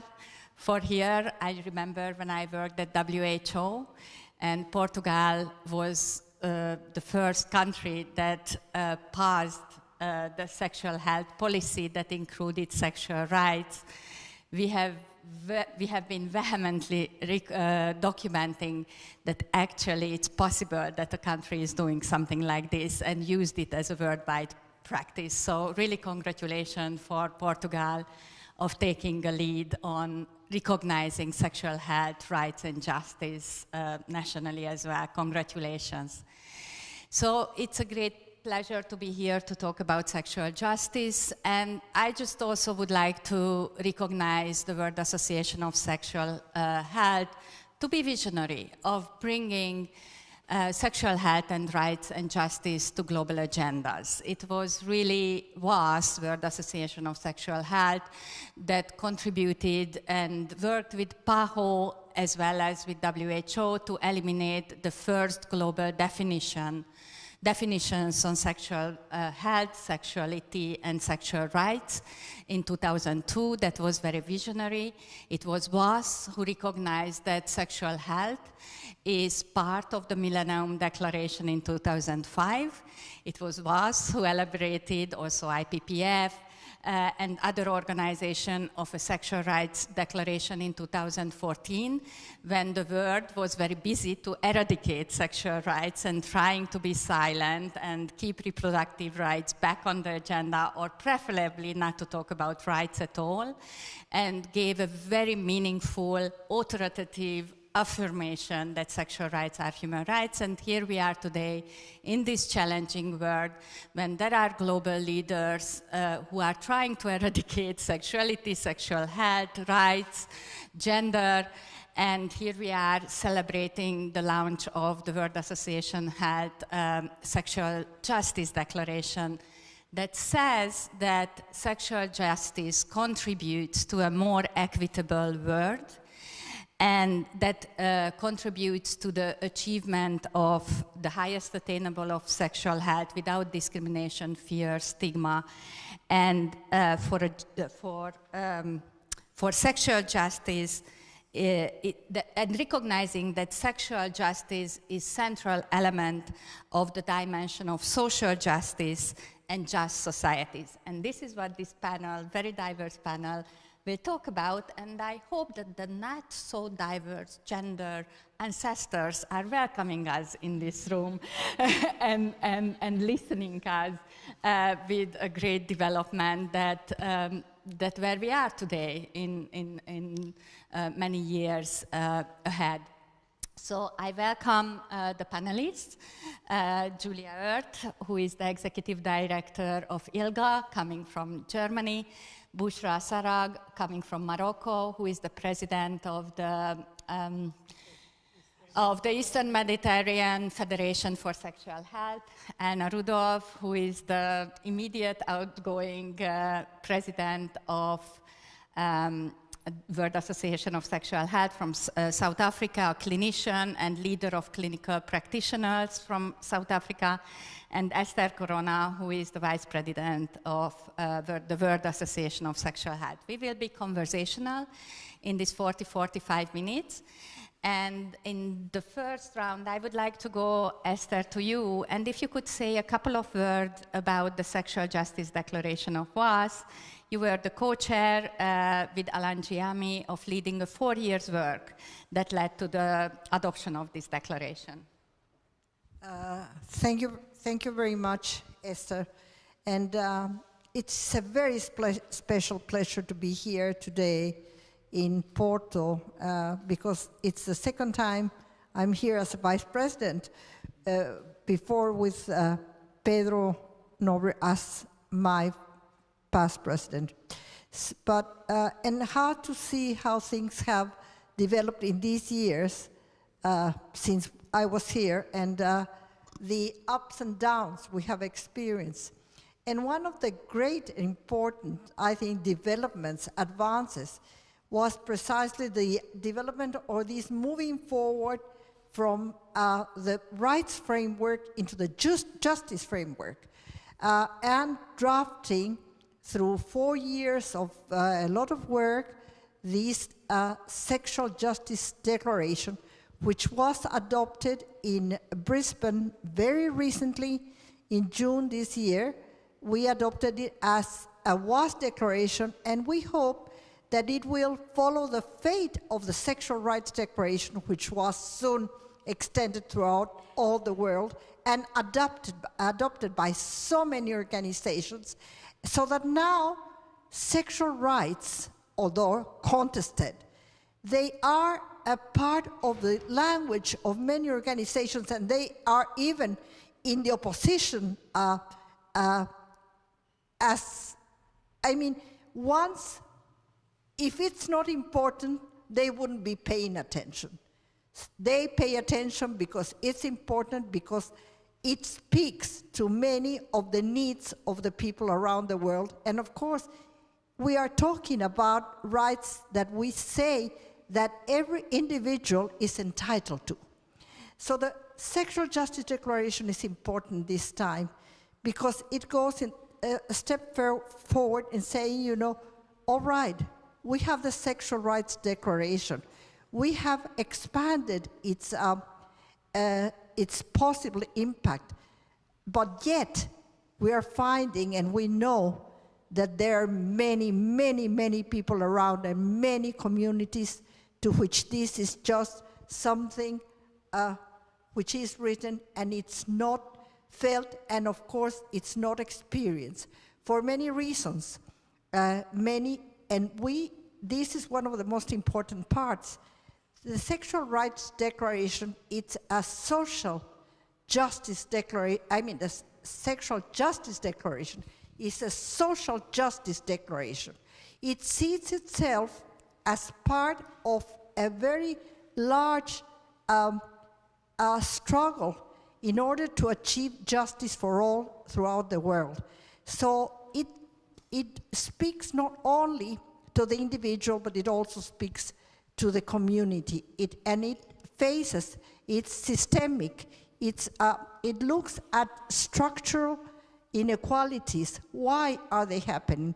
How they're linked to other inequalities in the world. And it touches upon a lot of populations that have been stigmatized, or they have been in a way left, as we say, we left behind. And I mean, by the time I would finish speaking about all of them, listing them, it would be a time to go home and cry, at least for me. Esther, can I pick up on your last point and yes. move to Julia? And the last point is that this is linked. This declaration is linked to other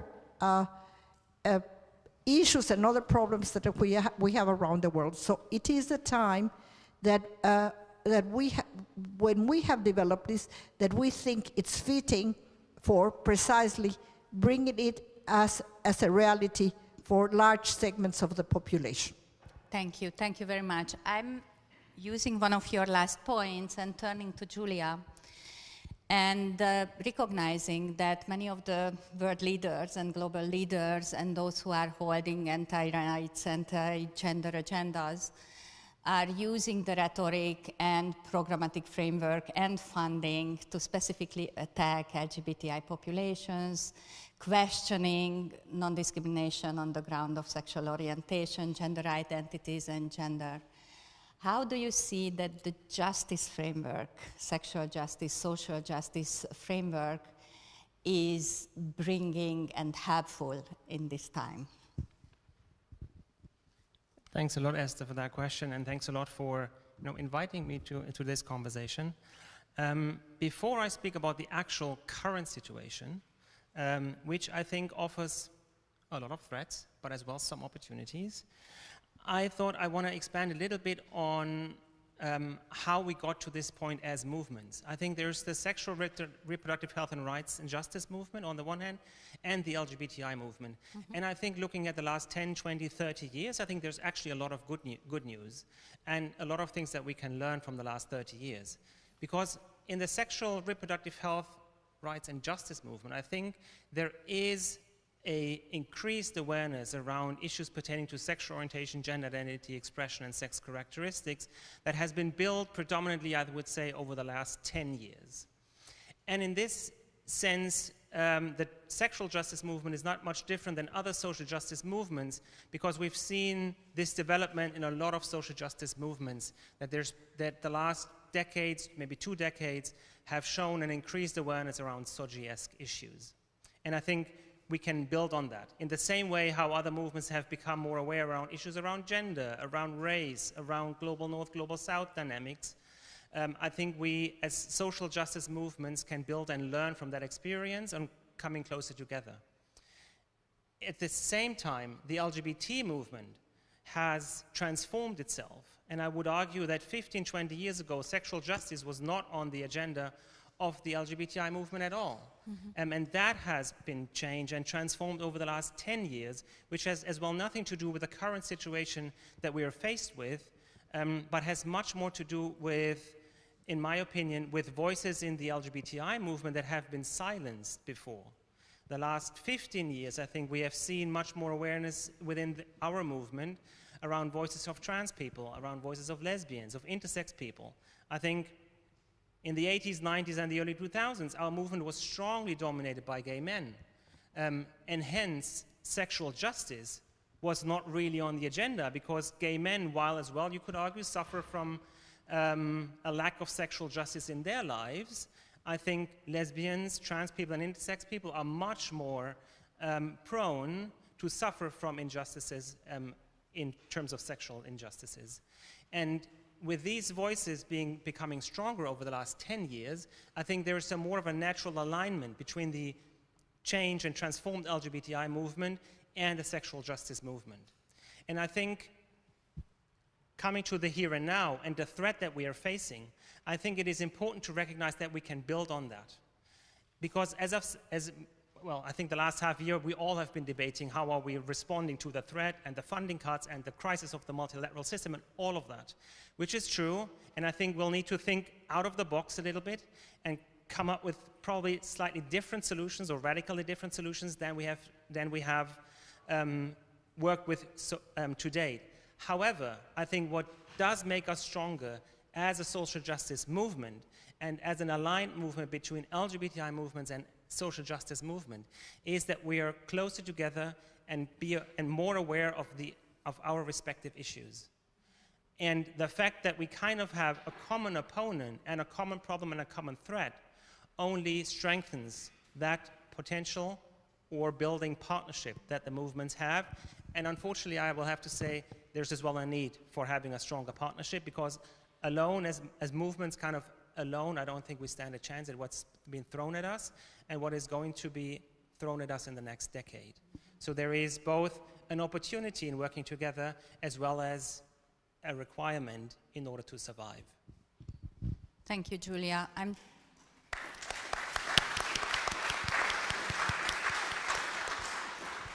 I'm turning to you, Bushra, and I had a great privilege to work with you in Morocco in the past 5 years. And you are a leader of a Sexual and Reproductive Health North Africa network.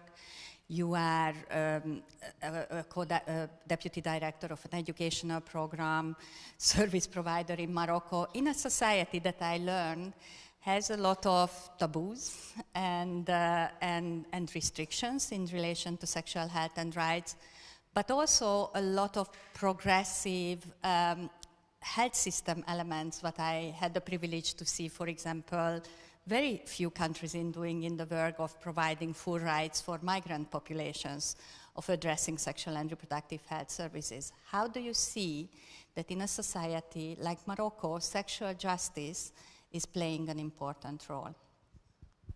Thank you, Esther, and happy World Sexual Health Day for all of us.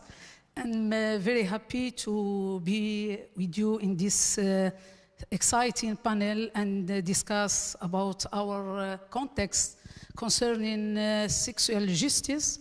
And I can tell that I will discuss about this experience before 2010 and after 2010. Before 2010, we have, yes, we have a lot of barriers, like legislative restriction, like taboos and cultural, and also inequality to access to health services.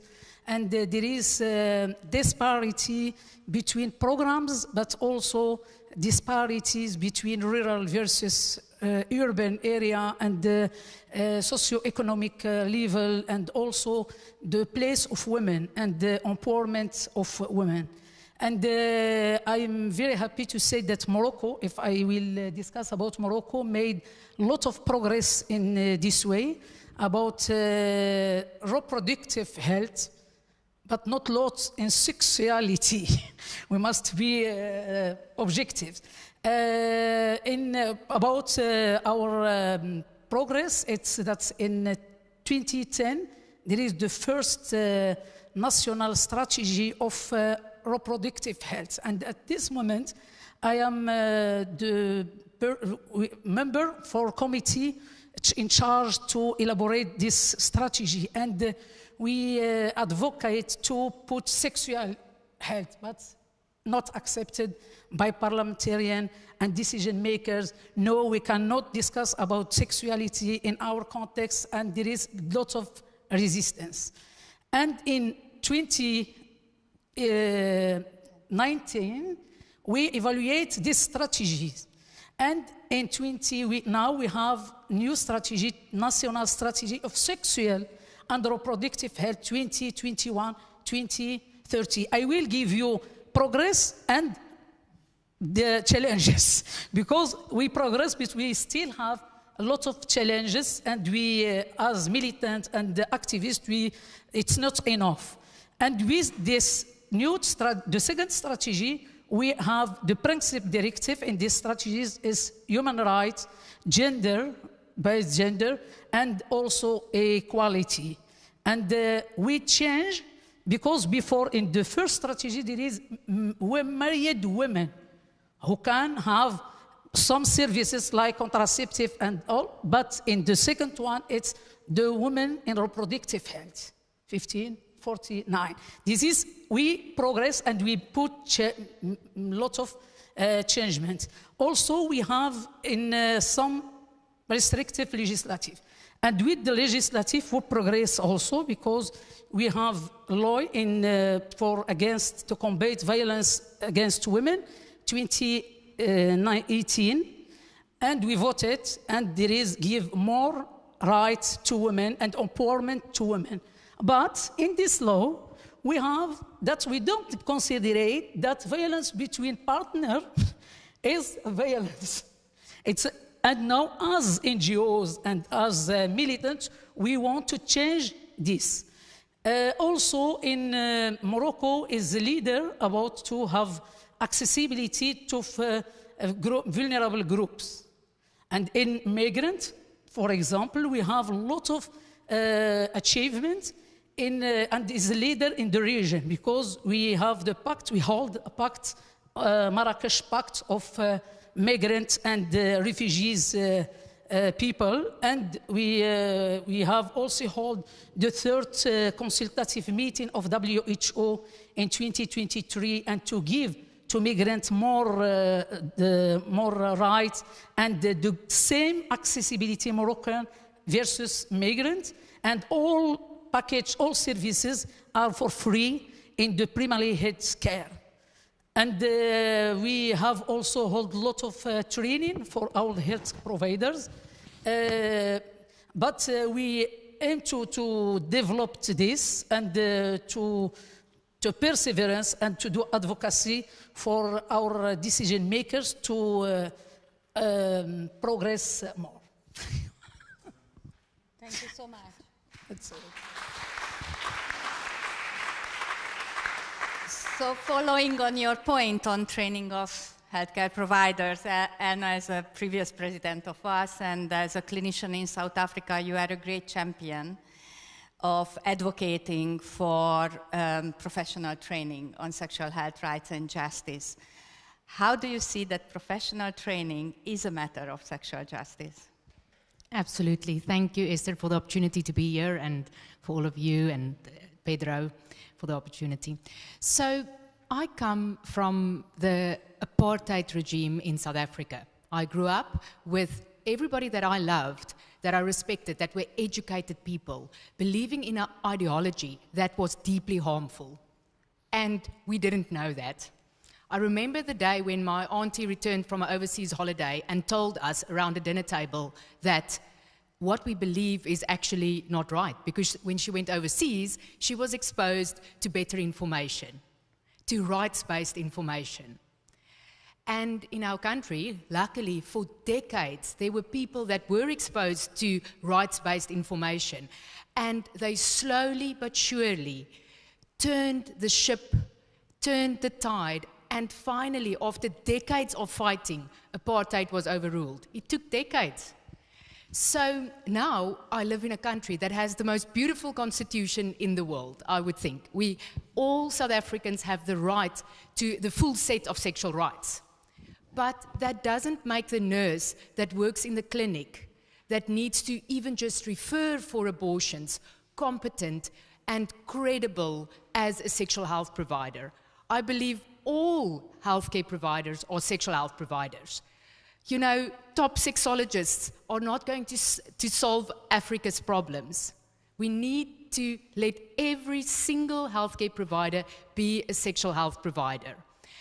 But in order to do that, we are going to need the universities to act as intermediaries between the social needs of every country and the education they provide.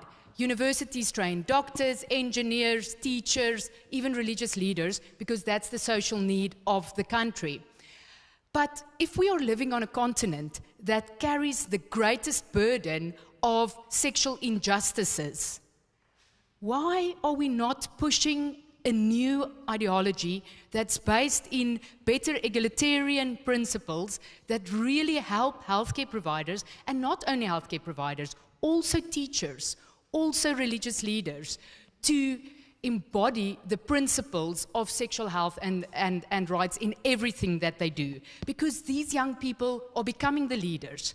And one day, when they sit in front of a desk where they need to sign something like we did today, if they hadn't learned what real evidence-based policymaking is about, what sexual rights is about, they're not going to recognize when they're signing nonsense into a policy. And I know policy doesn't change everything immediately, but it is extremely important. So that's why I'm a big advocate for university-level training in sexual health as a matter of sexual justice. Thank you, Anna.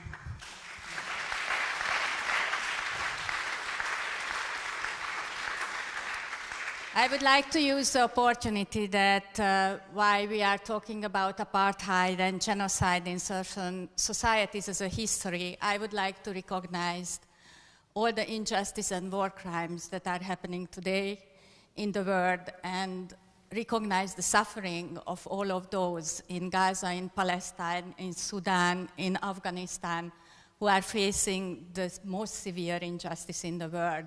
And there, not only their life is being threatened on a daily basis, but by killing the healthcare providers, by bombing hospitals, by facing gender genocide because they are denied for very certain needs, they are facing the most severe human rights violations in matter of social justice, but also as sexual justice. So we are here because we are alive, and we have a responsibility and accountability to change this world at the national level, at the international level, in a global level. So what can we do? What can we do in terms of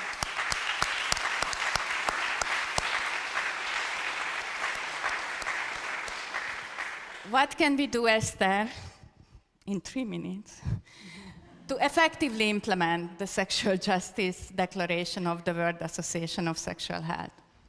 Well, I will speak to what I have been working for the past 60 years, which is sexuality education. And what can we do there? First of all, we have to find a way of introducing and building awareness of inequalities.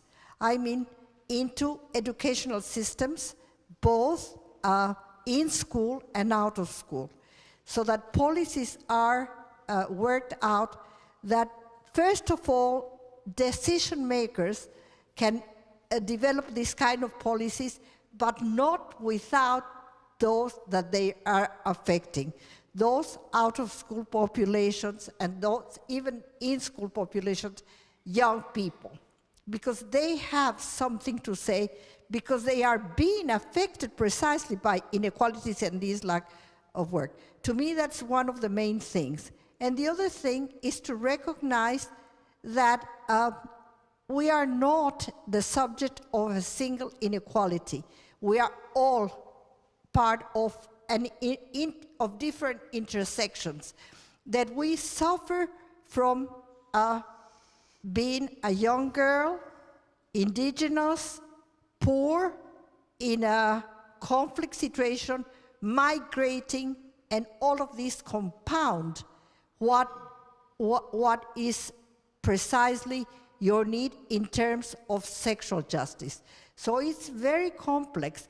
I think that there's a lot that we can do.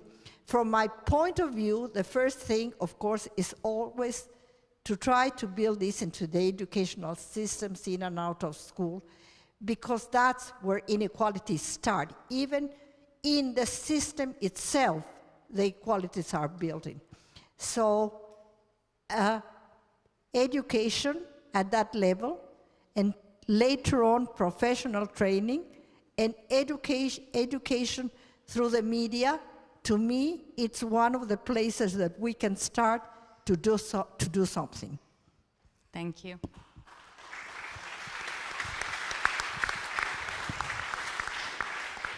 Julia, you talked about how the LGBTI movement in the past, especially 10 years, adopted a more inclusive sexual justice framework, or justice framework also kind of became more part of a cross movement, but it's also a responsibility of other movements being more inclusive of the LGBTI movement.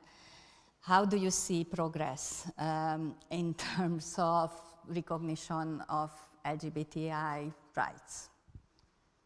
Well, I would say that, as I said earlier today, that, I mean, one, we have seen a lot of progress when it comes to LGBTI inclusion, and we have seen a lot of progress in solidifying sexual justice approaches within the LGBTI movement.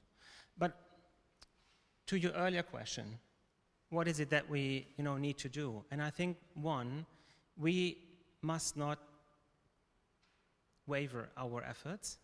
And two, as societies and human beings, I think we need to appeal to our ability to be empathic with each other.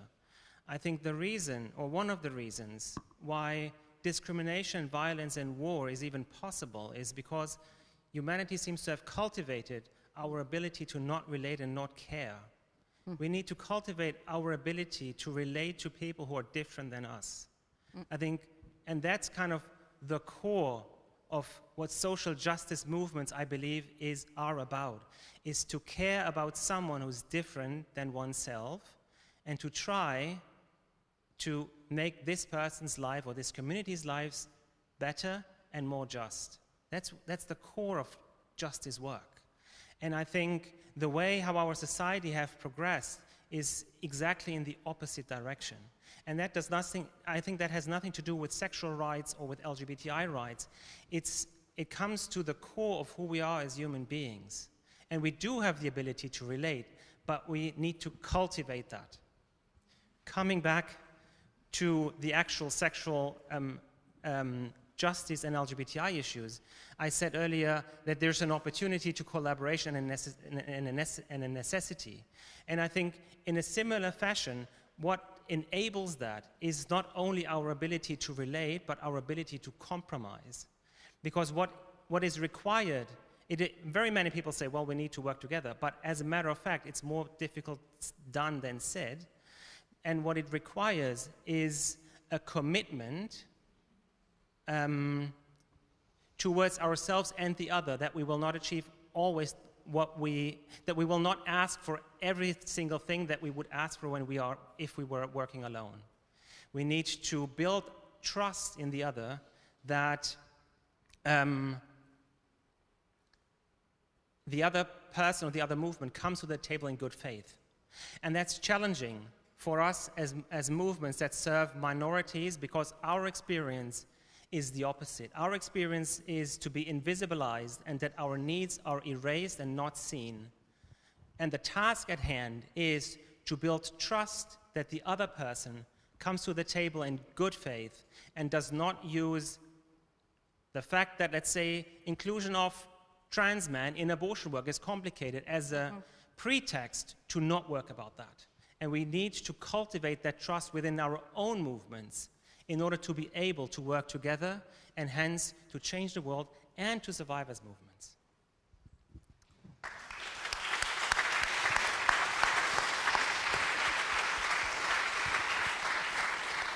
Bushra, you are most welcome to answer my question differently, what I will say now. But it just came to my mind that it was 2 years ago when I had the privilege to participate in a national meeting when with your leadership and your colleagues' leadership, you brought together, first time, I think you said, Ministry of Health, Ministry of Justice, Judiciary, to talk about sexual and UN, different sectors of UN, not only WHO and UNFPA, but IOM and others, to talk about sexual and reproductive health and rights.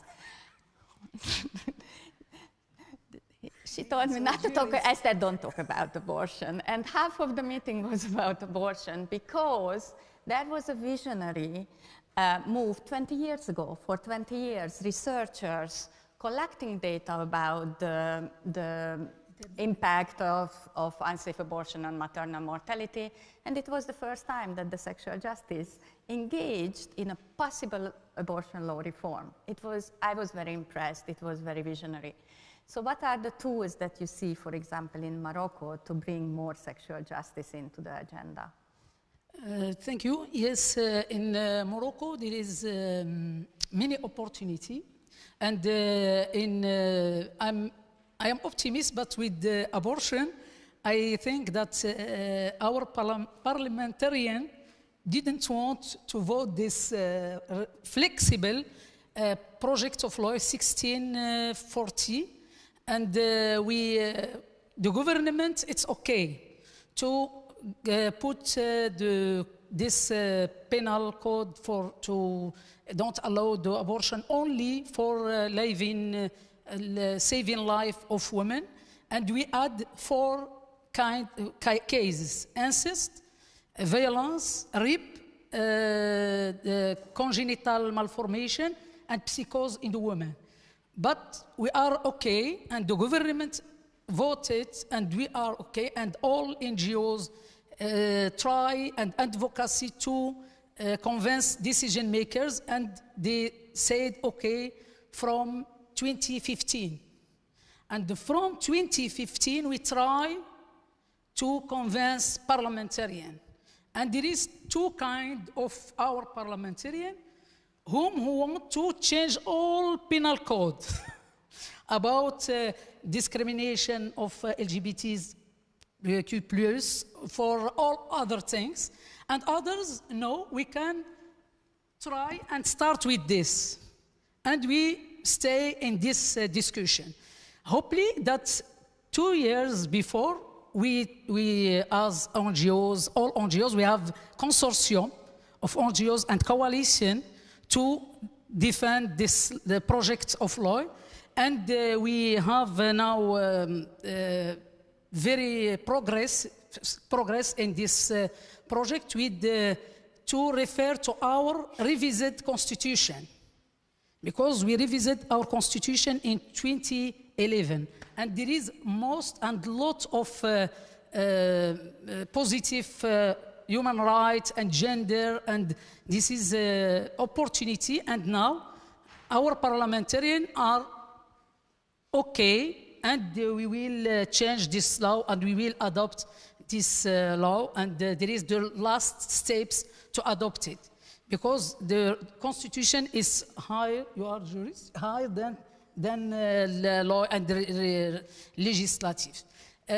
Also, I think that our opportunity with the Ministry of Finance, because Ministry of Finance now oblige all sectors to integrate gender indicators, the indicators, human rights and gender-based. And in our law, organic budgetization also based in the sensitive to gender. 2024 budgetization for Morocco is sensitive gender-based. And I think also that for access to the services, we try to change stereotype and the mentality of a community, and work with the community, and not only because there is a huge disparity with decision makers and what we have in the field, and the stereotype and the mentality around the sexuality, justice sexuality. Thank you. Thank you. Sorry. That leads to a point and the recognition that why the world is really horrified about that one of the most superpower, assumed to be most democratic power in the world, the United States, managed to restrict abortion, and with a huge detrimental impact on sexual justice, sexual and reproductive justice. More than 60 countries around the world liberalized and decriminalized abortion laws in the past 30 years, and one of them is Portugal. And I think if we would have been sitting here 2 decades ago,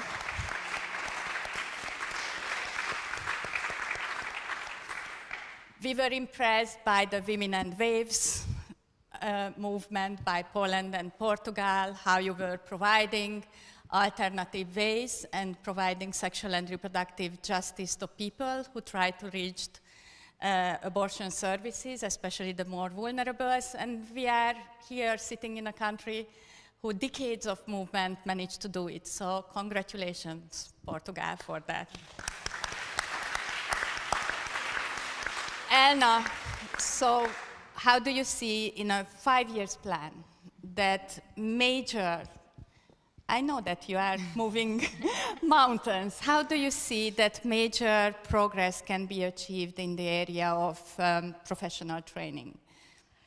Thank you, Esther. So what we have on the continent at the moment, I hope you thought that what I said earlier makes sense. Yes, of course, universities should be doing this.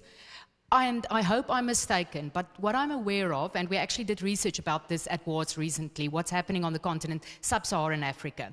In Tanzania, Kristen Mark is involved with fantastic implementation research. It's not an Afrocentric curriculum, and it's not an Afrocentric method, but we are conducting implementation research in this country in multiple medical schools, and we can now start to see the data. There's also good work being done in Kenya around this, shorter programs, but Tamari Rotich is busy. She tried to put together a curriculum that offers a fellowship program in Kenya, for instance, but who can validate that program?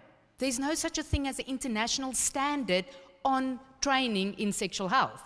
So they really had big problems with that. In South Africa, we've got our colleges of medicine. They now have a program, zero budget. In the medical school where I live, we are training students in sexual health now. Excellent program, also evidence-based program. We would love to do implementation research on that, and they're actually doing that with a budget of $10,000 a year. A department with a $10,000 a year budget, it's not good enough. If we want to move on this, and 5 years is a hell of a long time, but it's also nothing, because 20 years ago, I wanted to learn about sexual health as a doctor. I had to go to Australia, where Chris is now. It cost 4 times my annual salary to obtain a master's degree in sexual health. I want to cry when I say it. It's 20 years later. Is there an option to do a master's degree in sexual health on my continent? Still no. 20 years later. We're going to have serious investment in institutions that can have clinical services, education across all levels, advocacy, as well as research, proper Afrocentric research where we, from our own soil, generate the answers to our own problems. So that is what I'm here to advocate for. Thank you.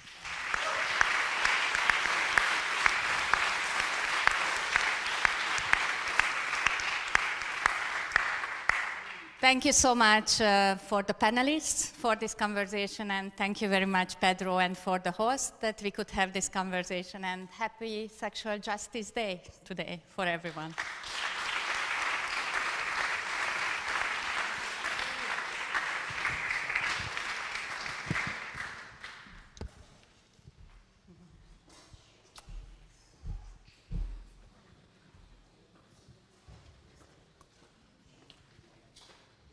Before we move on to the second roundtable, which will discuss the state of sexual health in Portugal, Pedro Nobre will deliver a brief presentation on the results of the Sexual Health Assessment of Practices and Experiences SHAPE questionnaire.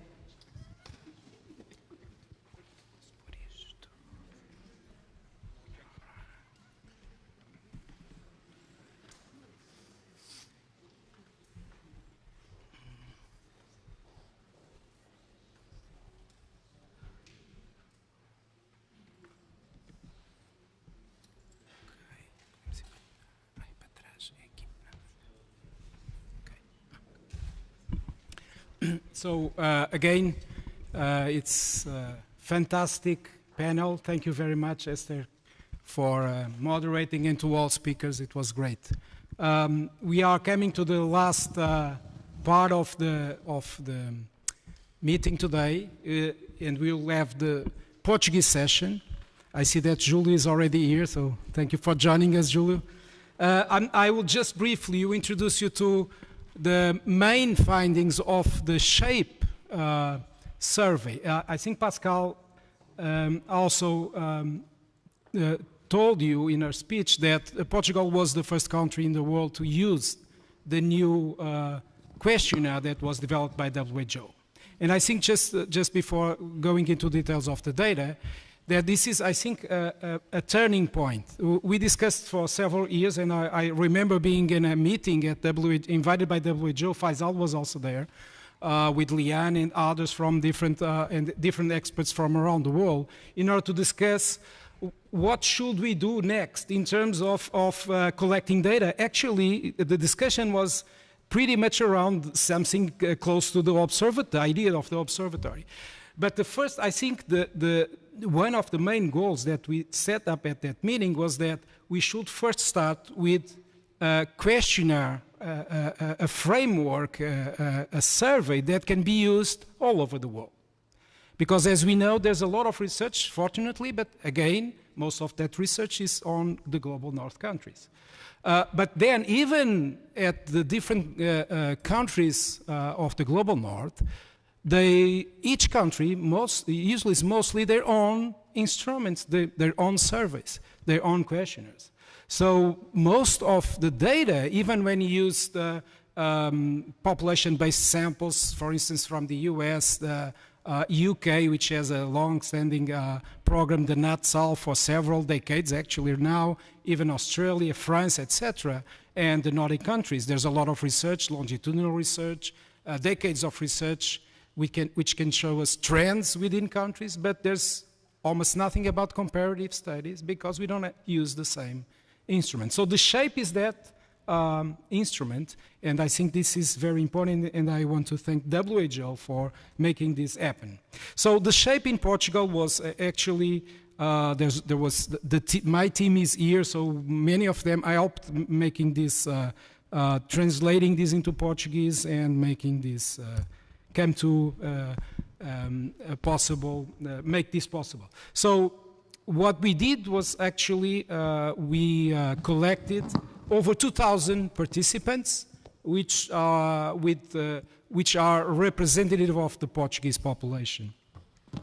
And I won't go into details about demographics, but one of the main questions, I would say, and this was for us one of the most surprising findings, even for us, was that more than half of the population, more than half of the sample said they were dissatisfied or very dissatisfied with their sexual lives. And this, even for me who work in the field, who know the country, who started doing clinical work actually 30 years ago, it was a surprise.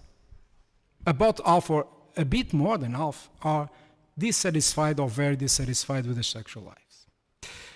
We are not sure why exactly, there was no follow-up questions, but it's the starting point that something is not quite well in the sexual life of most people. We also asked about, this section is not actually in the SHAPE original version, and I would strongly encourage to add, because there were no follow-up questions on sexual difficulties or sexual dysfunctions. But we did add a section asking for sexual dysfunctions. And what we observe is that around 20% of the population said that reported sexual difficulties that cause significant emotional distress. And there is, of course, a lot of different dimensions, a lot of different difficulties, but again, there's a very strong relationship between or among most of these sexual difficulties. So 20%. Another important section, discrimination. The original SHAPE version has a section on discrimination, and what we found out is among the gender diverse and sexual diverse sample, that almost 40%, 37.7%, reported being discriminated in several contexts in their life. So almost 40%. And this included physical aggression, sexual aggression, work discrimination, and discrimination by health professionals. So this is really, I would say, scary. Discrimination based on gender identity, almost 15%, including physical aggression, again, sexual aggression, work discrimination, and discrimination by health professionals. And if you see within the brackets, there's half of those were discriminated during the last year. So we could think that it was 20, 40 years ago, but half of this that's reported being discriminated were discriminated last year. So it continues to be the case for many people. Sexual violence, also a question of if people feel safe at home or outdoors. And this is, again, very interesting but very scary at the same time. 19.7% said they were totally safe which means that almost 10% do not feel totally safe at home. And 1.5% said they were unsafe or a little unsafe at home. And almost 9% felt unsafe outdoors. So almost 10 not fully safe at home, and 1.5% strongly unsafe at home. 8.9% said that they have, at some point, they have been threatened or coerced by someone to do something sexual they did not want. Almost 9%. But again, there's a disparity, gender disparity, with women being almost four times more reporting, 4 times more than men, and LGBTQ plus saying 6 times more than hetero cisgender. So again, gender and gender diverse and sexual diverse are more at risk. Also, fertility, data on pregnancy and fertility, average age of first pregnancy, 25.5, the average number of pregnancies, 2.11. But here what I think it's most important is that 14.1% of all participants said that got pregnant before the age of 19. This is a very important indicator by the WHO. Before 19. We don't know exactly, we didn't study exactly ages. Of course, this is a representative sample, but it's significant that almost 15% had children or got pregnant before 19. Desire to get pregnant, interestingly, about a third of women said they didn't want it or they were not sure about it. So you think about it, around 1/3, a little bit less in men, about a fourth said they didn't want it or they were not sure. And 13.5 spent over a year trying to get pregnant.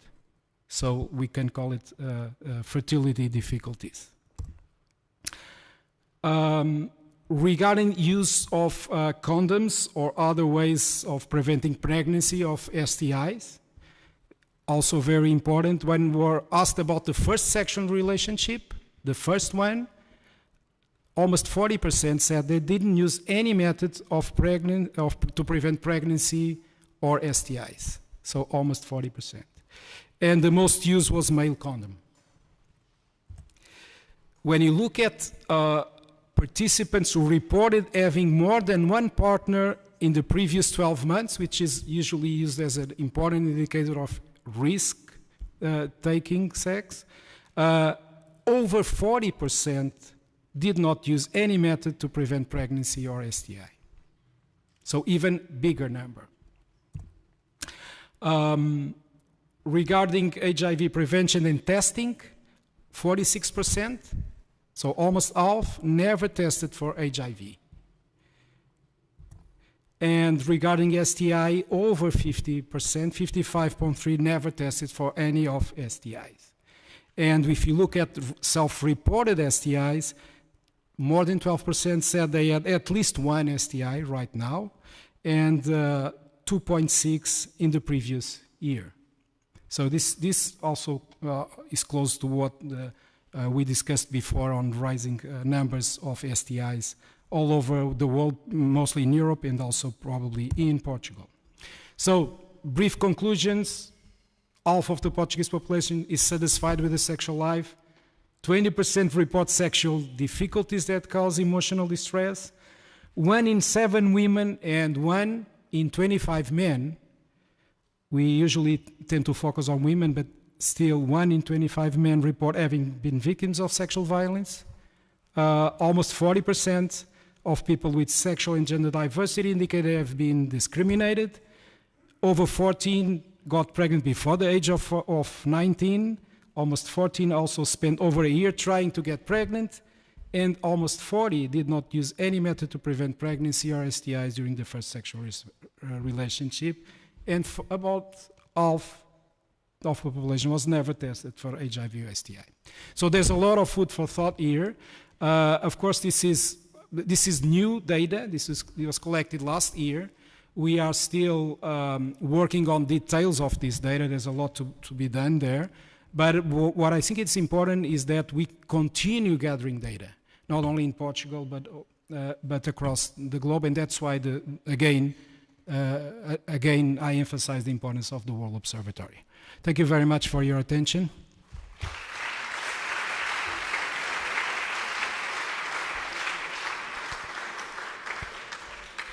And I'm now very pleased to call on stage my colleagues.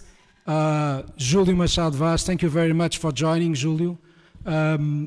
Please join us, Conceição Nogueira, Ana Luísa Patrão, Ana Quinta Gomes, Alexandre Oliveira, Pedro Costa, Marisalva Favro, Mariana Carrito e Ricardo Barroso.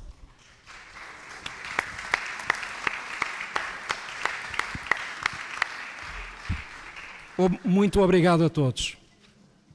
Em português?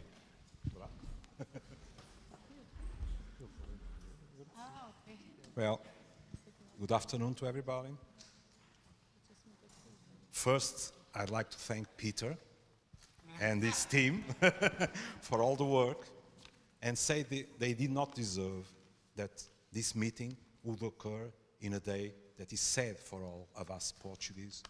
And I take the liberty on behalf of everybody to send my condolences to the victims and their families. Now, let's get to work. And I have something good to tell you, because Peter managed to save a few minutes. I'll be able to give you 5 minutes each. It's really a banana. Now, we are going to start with Ana Quinta Gomes. Yeah? Thank you. I believe we won't be needing 5 minutes, but thank you for being kind and generous. Good afternoon, everyone, the audience. Thank you for Pedro and all of the presents to give us the opportunity to present and discuss some of our findings and to present and show some of our work. We have this wonderful team, and we have more than those that are here represented. We have the pleasure and the opportunity to have this amazing research group that is doing a lot of research regarding fundamental and applied research in human sexuality, in several topics on sexuality, gender, sexual health. And we have the support of our lab, our specialized lab, which is such a unique lab that we have the opportunity to have at our center, the Center of Psychology, based on the Faculty of Psychology at here in University of Porto. And we will try to give you just a picture on some of the main findings of the research that we conduct, and is based on upon our research, several research lines. And I would take the opportunity just to comment and maybe highlight and do this brief comment on a specific finding regarding the SHAPE survey, which surprised us all and is related to what Pedro just presented. And regarding that, this study showed that more than 50% of our respondents reported being dissatisfied or very dissatisfied with their sex lives over the last year. So this kept our attention, and also social and media attention. We are still working on these findings, and these findings and the finding related to the incidence of the numbers, the 20% of respondents that identified or self-responded that have experienced sexual difficulties causing moderate and severe distress over the past year. This, I believe, they are not isolated findings, and these percentages also have been somehow been shown in and mirrors international epidemiological studies as well.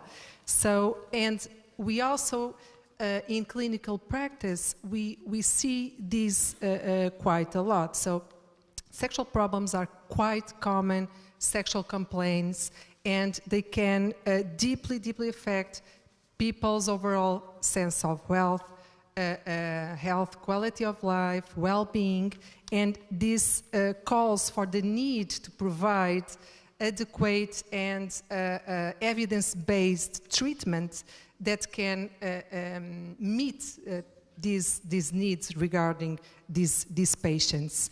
What is a paradox is while we have empirical and consistent empirical evidence showing that we have that treatments, and particularly psychological treatments that are effective in treating sexual difficulties or people experiencing sexual difficulties, yet this treatment is very depend heavily on the availability of highly specialized professionals and services, which unfortunately are still insufficient, namely in Portugal.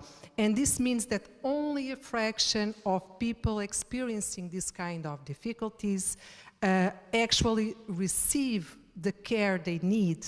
So this is a situation that worries us. And on top of this, when we talk about accessing sexual health or specialized care on sexual health, we also face a number of barriers like socio-demographic background of the patients, age, stigma, sexual or gender orientation, and this further deepen these inequalities in accessing treatment and prevents patients experiencing distress that have access to this specialized treatment. So this is one of the reasons behind our research group has been focusing and quite committed in developing inclusive, evidence-based psychological interventions or programs that are designed not only to promote mental health and promote overall health, but specific to target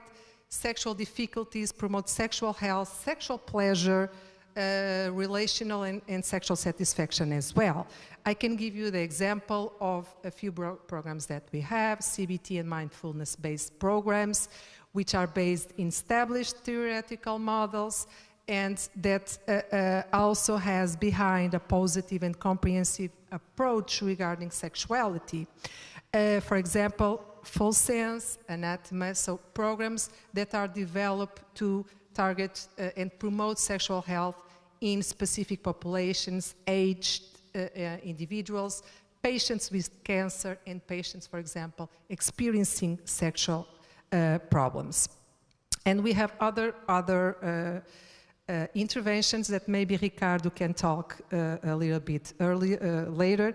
And we intend to make these programs available also globally and to continue our commitment in promoting this evidence-based intervention, providing these evidence-based interventions and knowledges, and foster policy dialogue on sexual health and rights. And fortunately, we have the lucky to be in a country that promotes and protects, I strongly believe in this, sexual health, and we are at a university that gives us all the conditions to continue doing our work in terms of science, in terms of research, and in terms of training, as we have several programs for training professionals, and we have a clinical service at the disposal of our community, academic community. So I think I have the 5 minutes, right?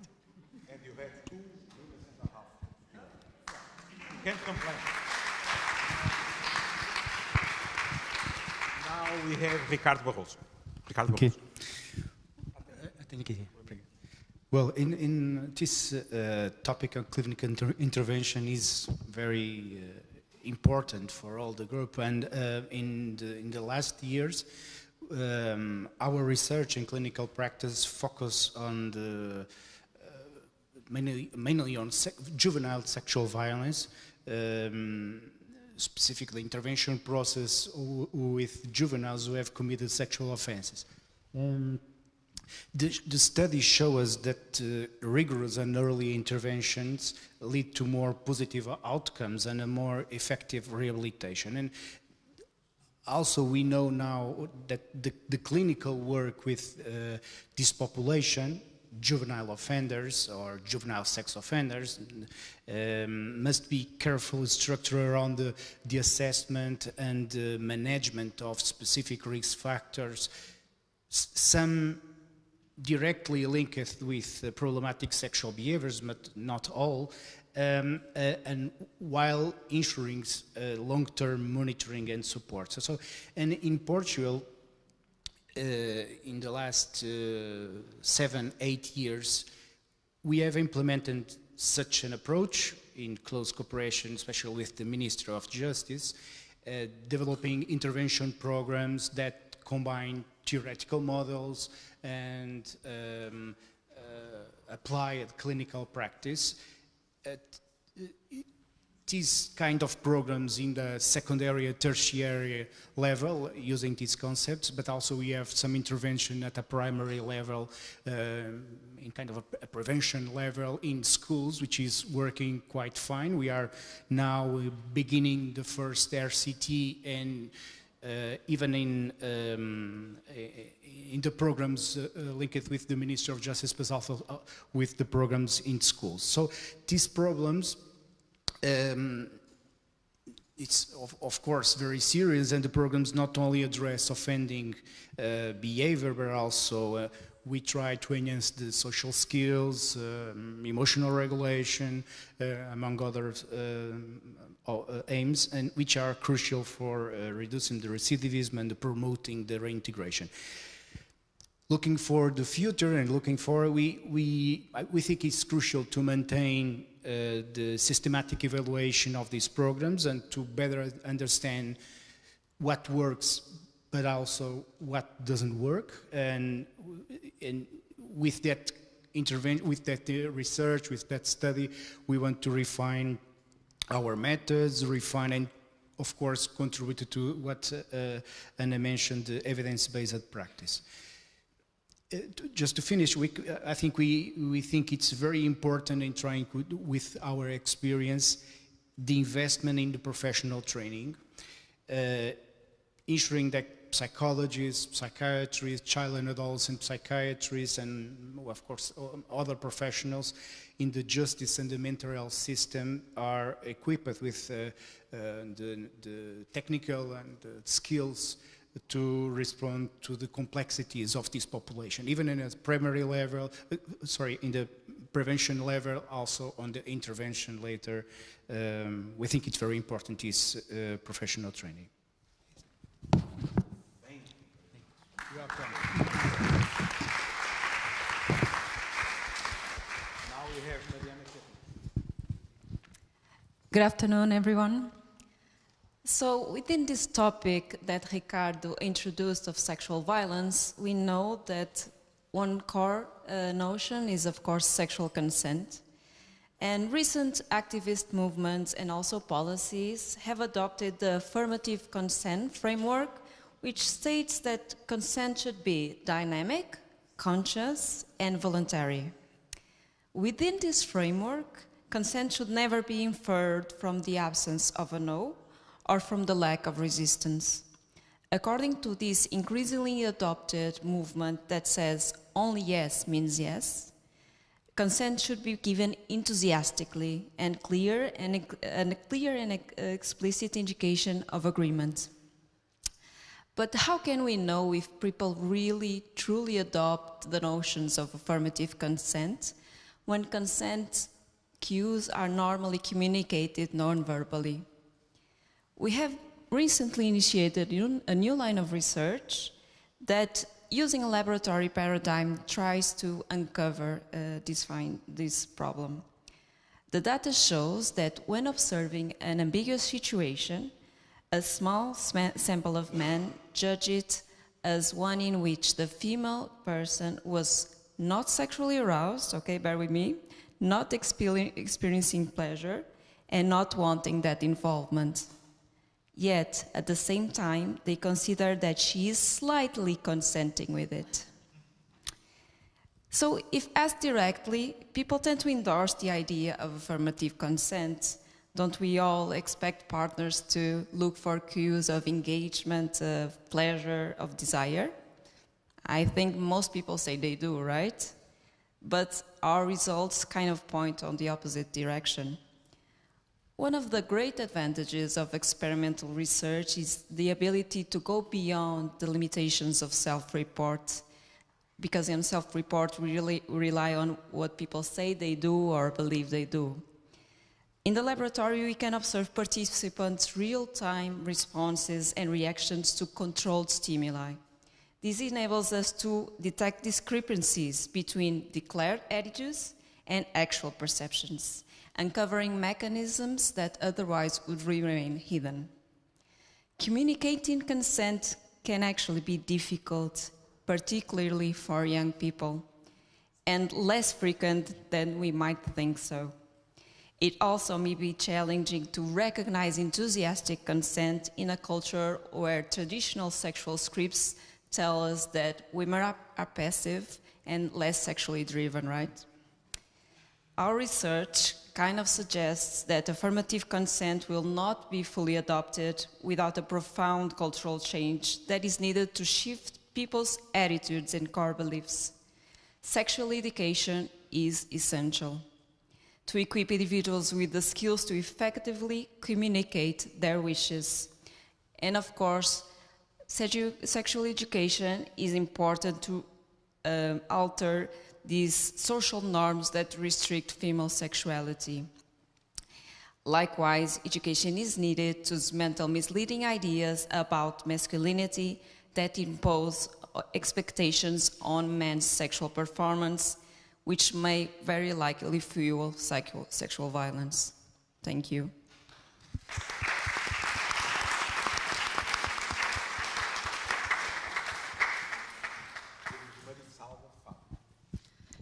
Wow.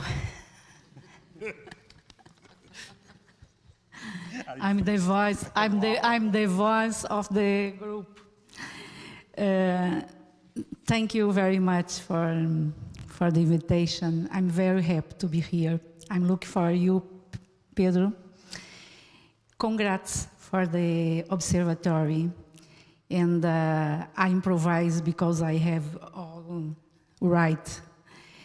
I dream that we dream alone is just a dream, but a dream together is reality. So this is my mantra. Okay, I'm Marisalva Fávero. Since 1994, I have dedicated my work to the study of child sexual abuse in Portugal. Over the years, I, with my team, developed 2 new lines of research that I want to share with you today. The first one, since 2010, it's about indirect victimization.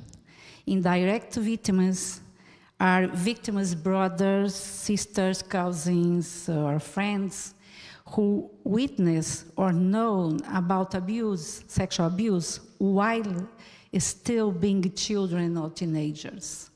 We see them as real victims, not only as observers.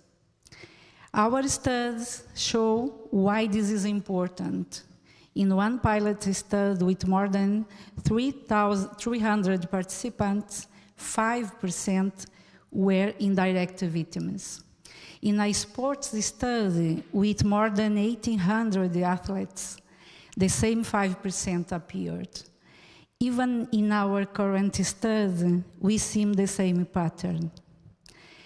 But when we asked victim support professionals, 75% said they had never considered indirect victims as such.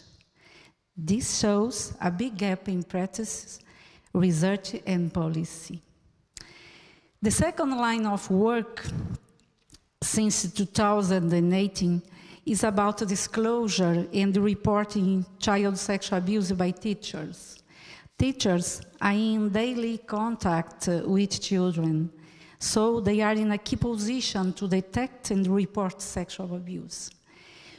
We are now validating the teacher reporting attitude scale for child sexual abuse, and the pilot studies show mixed results.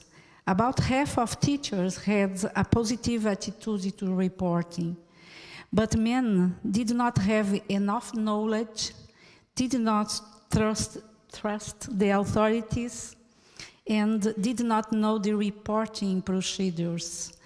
This showed the urgent need for training in schools. How to identify abuse, understand the law, and know their duty to reporting. In conclusion, both lines show the same message. To protect children, we need to expand how you define victims, give professionals the right trainings, and make sure schools are prepared to identify and help victims. Thank you very much. I will survive.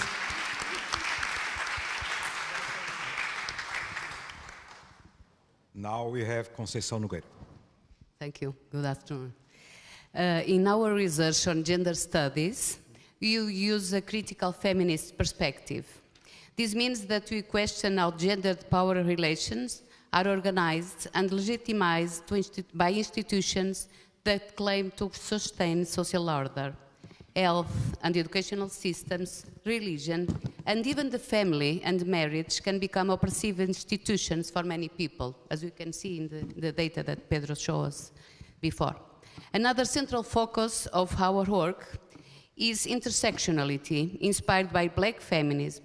Intersectionality shows us that people's experiences cannot be reduced to a single identity. Gender, sexuality, race, social class, age, and disability intersect and create unique experiences that cannot be simply generalized. Our studies reflect this framework. I will briefly mention some of them, Trans experience across life course with special attention to aging and affirmative models of care. Tensions and exclusions in lesbian communities. The impact of religious trauma on LGBT people, and medical pathologization of intersex people.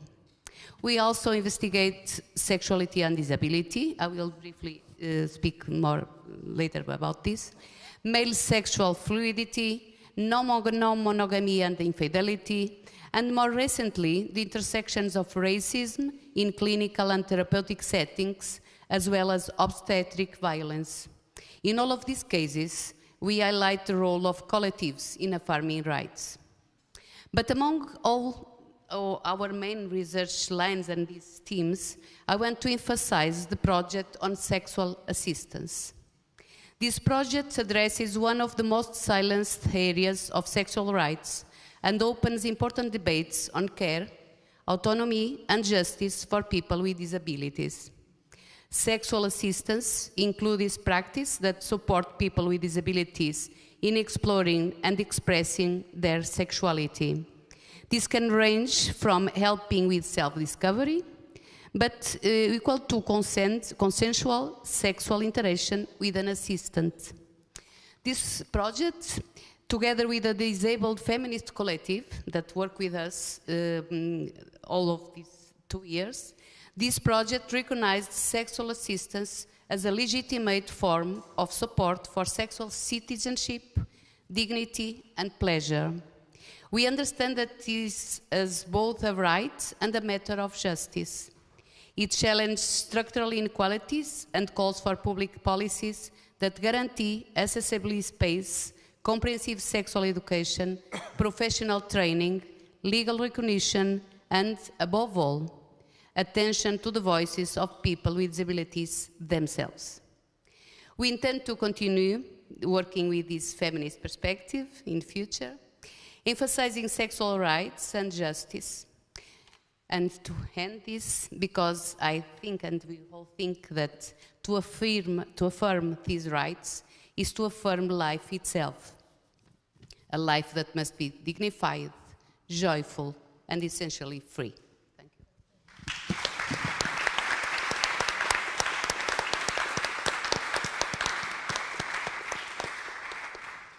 Now we have Ana Luísa Patrão. Thank you. Good afternoon. Following Conceição's intervention, I would like to underline the importance of our team's work in the field of sexually transmitted infection prevention. As we saw in Pedro's presentation, the results of SHAPE Portugal showed that a large percentage of people did not use condoms during their first sexual experience or in the last year, even if they had multiple sexual partners. Almost 50% of SHAPE participants, with a representative sample of Portugal, have never been tested for HIV. In addition, we know that HIV incidence rate in Portugal is higher than the European Union average. Regional health reports also show that the prevalence of HPV, especially among young women, is higher in Portugal than in other South countries, such as Spain or Italy, for example.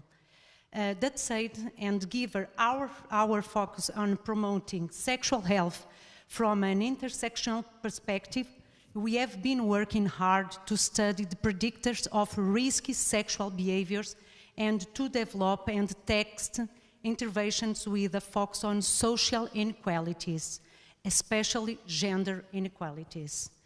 In this context, and following this intersectional approach, we also consider it very important to study these health behaviors from a transnational and cross-cultural perspective. For example, SHAPE was created for this reason, to permit transnational studies on sexual health, including finding out more about risky sexual behaviors.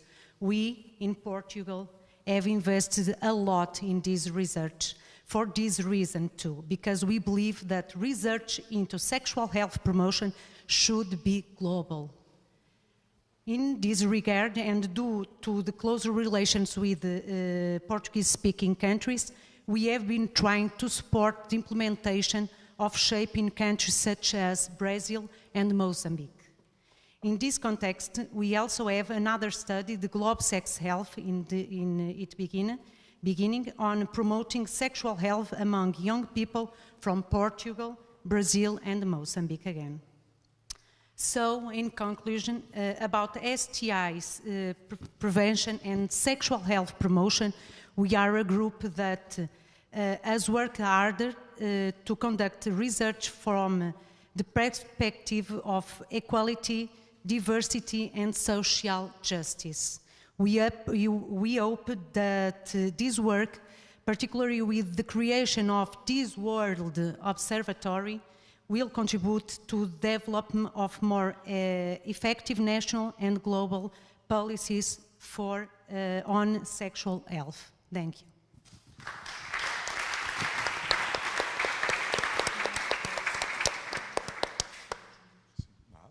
Alexandre Oliveira. Thank you. Hello, good afternoon to you all. Well, the main focus of my work has been the sex trade, particularly sex workers, who are a group that has been historically marginalized and often ignored in knowledge production. And so I will be talking about some of my results. The evidence from my research shows that most sex workers choose this activity free from coercion. I mean, with agency and autonomy. and view it as a legitimate work. Findings, in line with the international scientific consensus, support the need to abandon monolithic, victimizing, and abolitionist perspectives, avoiding simplistic explanations that ignore the complexity of people's lives, while still acknowledging structural constraints that shape much involvement in sex work. Empirical data show that few sex workers in Portugal are victims of trafficking and sexual exploitation. While trafficking exists, many sex workers are not victims, and as research has consistently demonstrated. In 2020, we conducted a systematic review with mixed studies to synthesize the available evidence regarding the health safety and living and working conditions of sex workers across European Union member states. Relating to the impact of laws, evidence demonstrates that criminalization and regulation of any form of sex work has devastating consequences on the lives of national and migrant sex workers across the European Union in terms of healthcare, prevalence and risk of contracting HIV and STIs, stigmatization and discrimination, sexual and physical victimization, and marginalization. Across Europe, regulation and criminalization are the main legal frameworks. Portugal criminalizes third parties. And this has proven ineffective and harmful from both the human rights and the public health perspective. Evidence calls for a progressive legal framework focused on the full protection of sex workers, including the removal of criminal laws targeting sex workers, clients, and third parties. Research must aim in advancing social and sexual justice. Our role as researchers must go beyond academia. Science should be a tool for people and groups by giving them voice, visibility, collaboration, and by influencing public and political debates with evidence-based policies. Our research must be critical for informing evidence-based policies. In line with the WA's Declaration on Sexual Justice, that says achieving sexual justice requires removing the barriers that prevent individuals from living with dignity, autonomy, and joy. Barriers that sex workers continue to face due to the lack of rights and recognition. Our commitment, therefore, must be to actively contribute to dismantling these obstacles and advancing a more just and inclusive society. Thank you.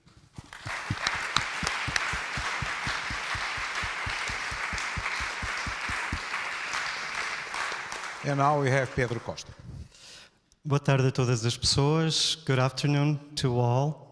I would like to start by saying that sexual health cannot be guaranteed without the protection and the affirmation of sexual rights and sexual justice.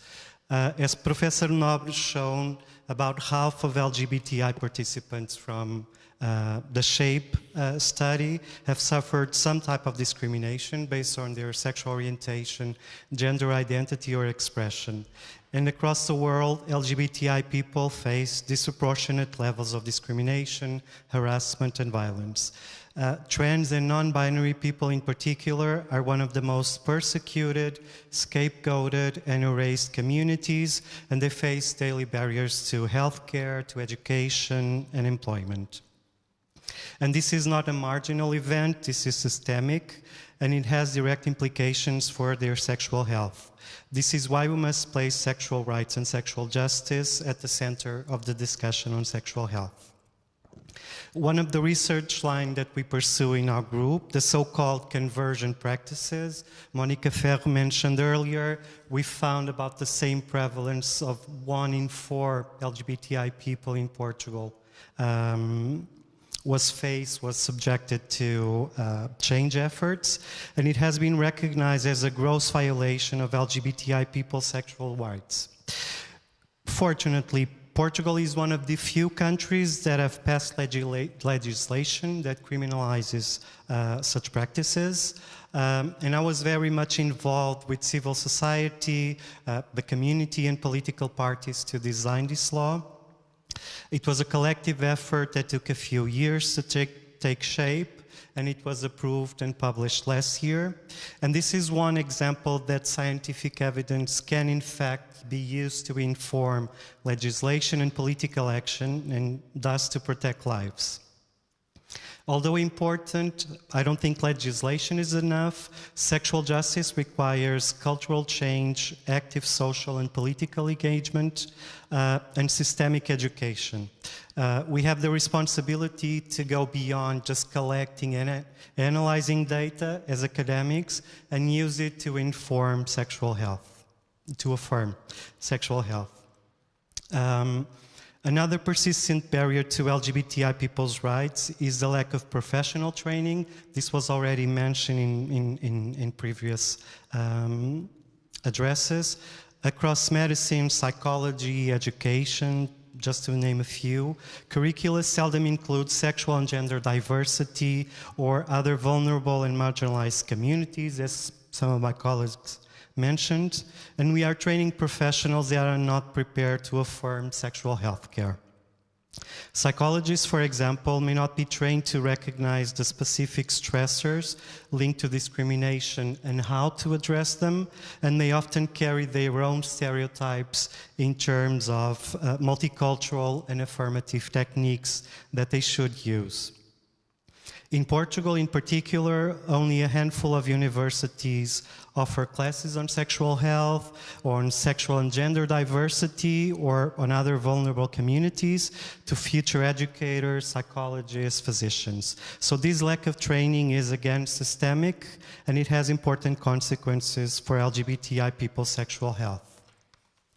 Fortunately, this group is one of the few exceptions in the country, as it offers several classes in sexual and gender diversity, gender studies, a master's degree in sexology, and a PhD in human sexuality, which is the only PhD program in Portugal, and I think one of the few in Europe. Just to conclude, these two barriers, a lack of engagement between academia and civil society, and lack of training of future professionals have profound impacts for sexual health, and particularly that of LGBTI people. Academia must work hand in hand with civil society, the communities, and policymaking, and professionals across health, psychology, education must receive the training to adequately serve the needs of LGBTI people. Without this, sexual rights are never completely respected, sexual justice is never entirely fulfilled, and sexual health remains an abstract construct, at least for some.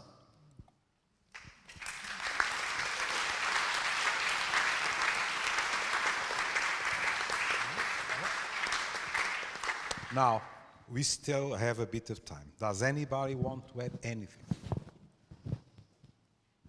No. Okay. It would be less tiring for me, so I'll have to say one or two things.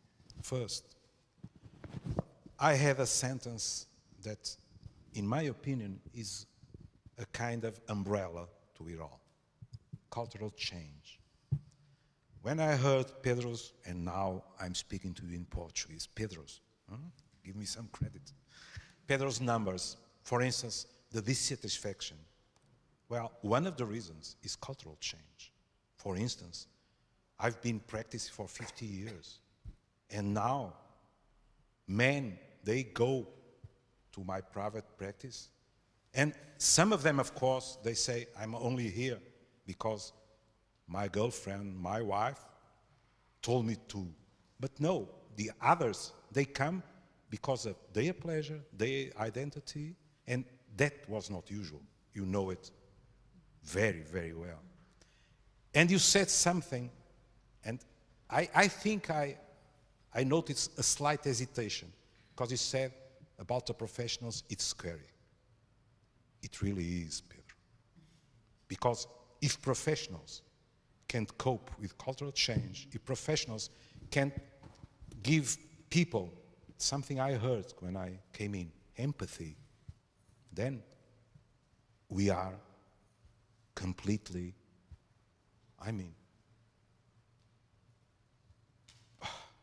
at the disposal of every prejudice. Medicine and psychology, they have an important mission in fighting inequalities.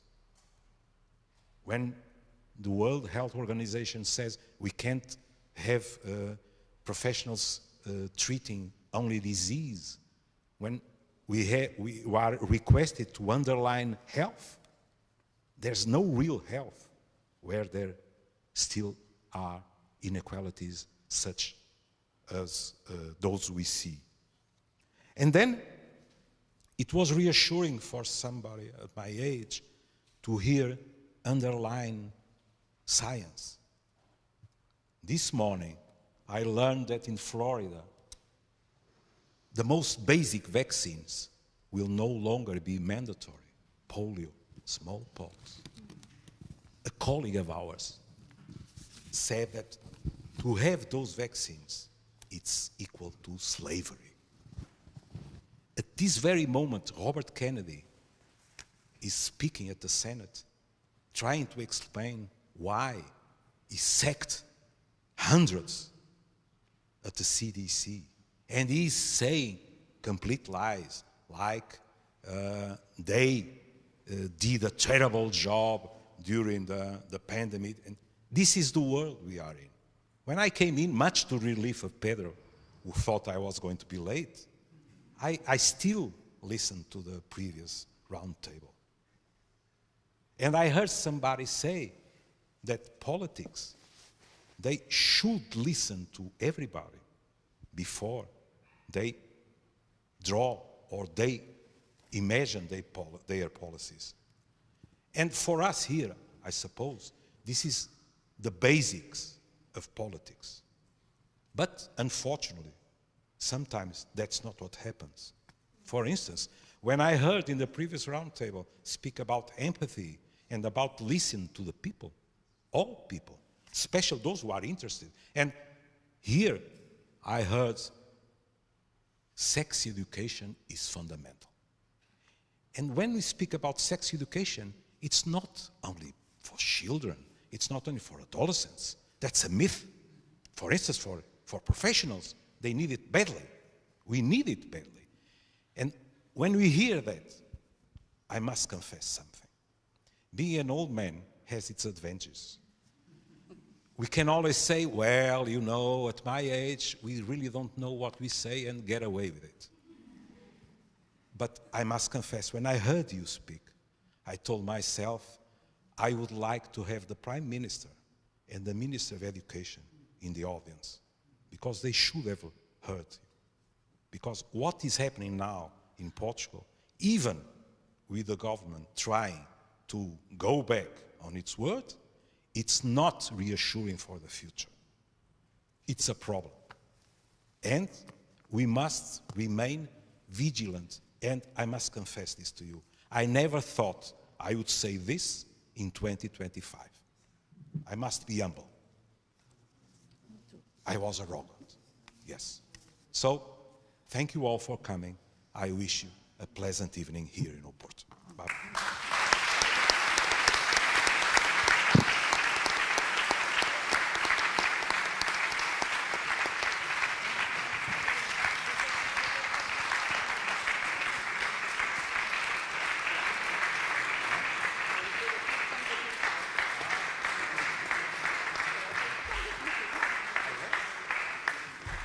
Let me just say the final word to say I'm so proud to work with this team, and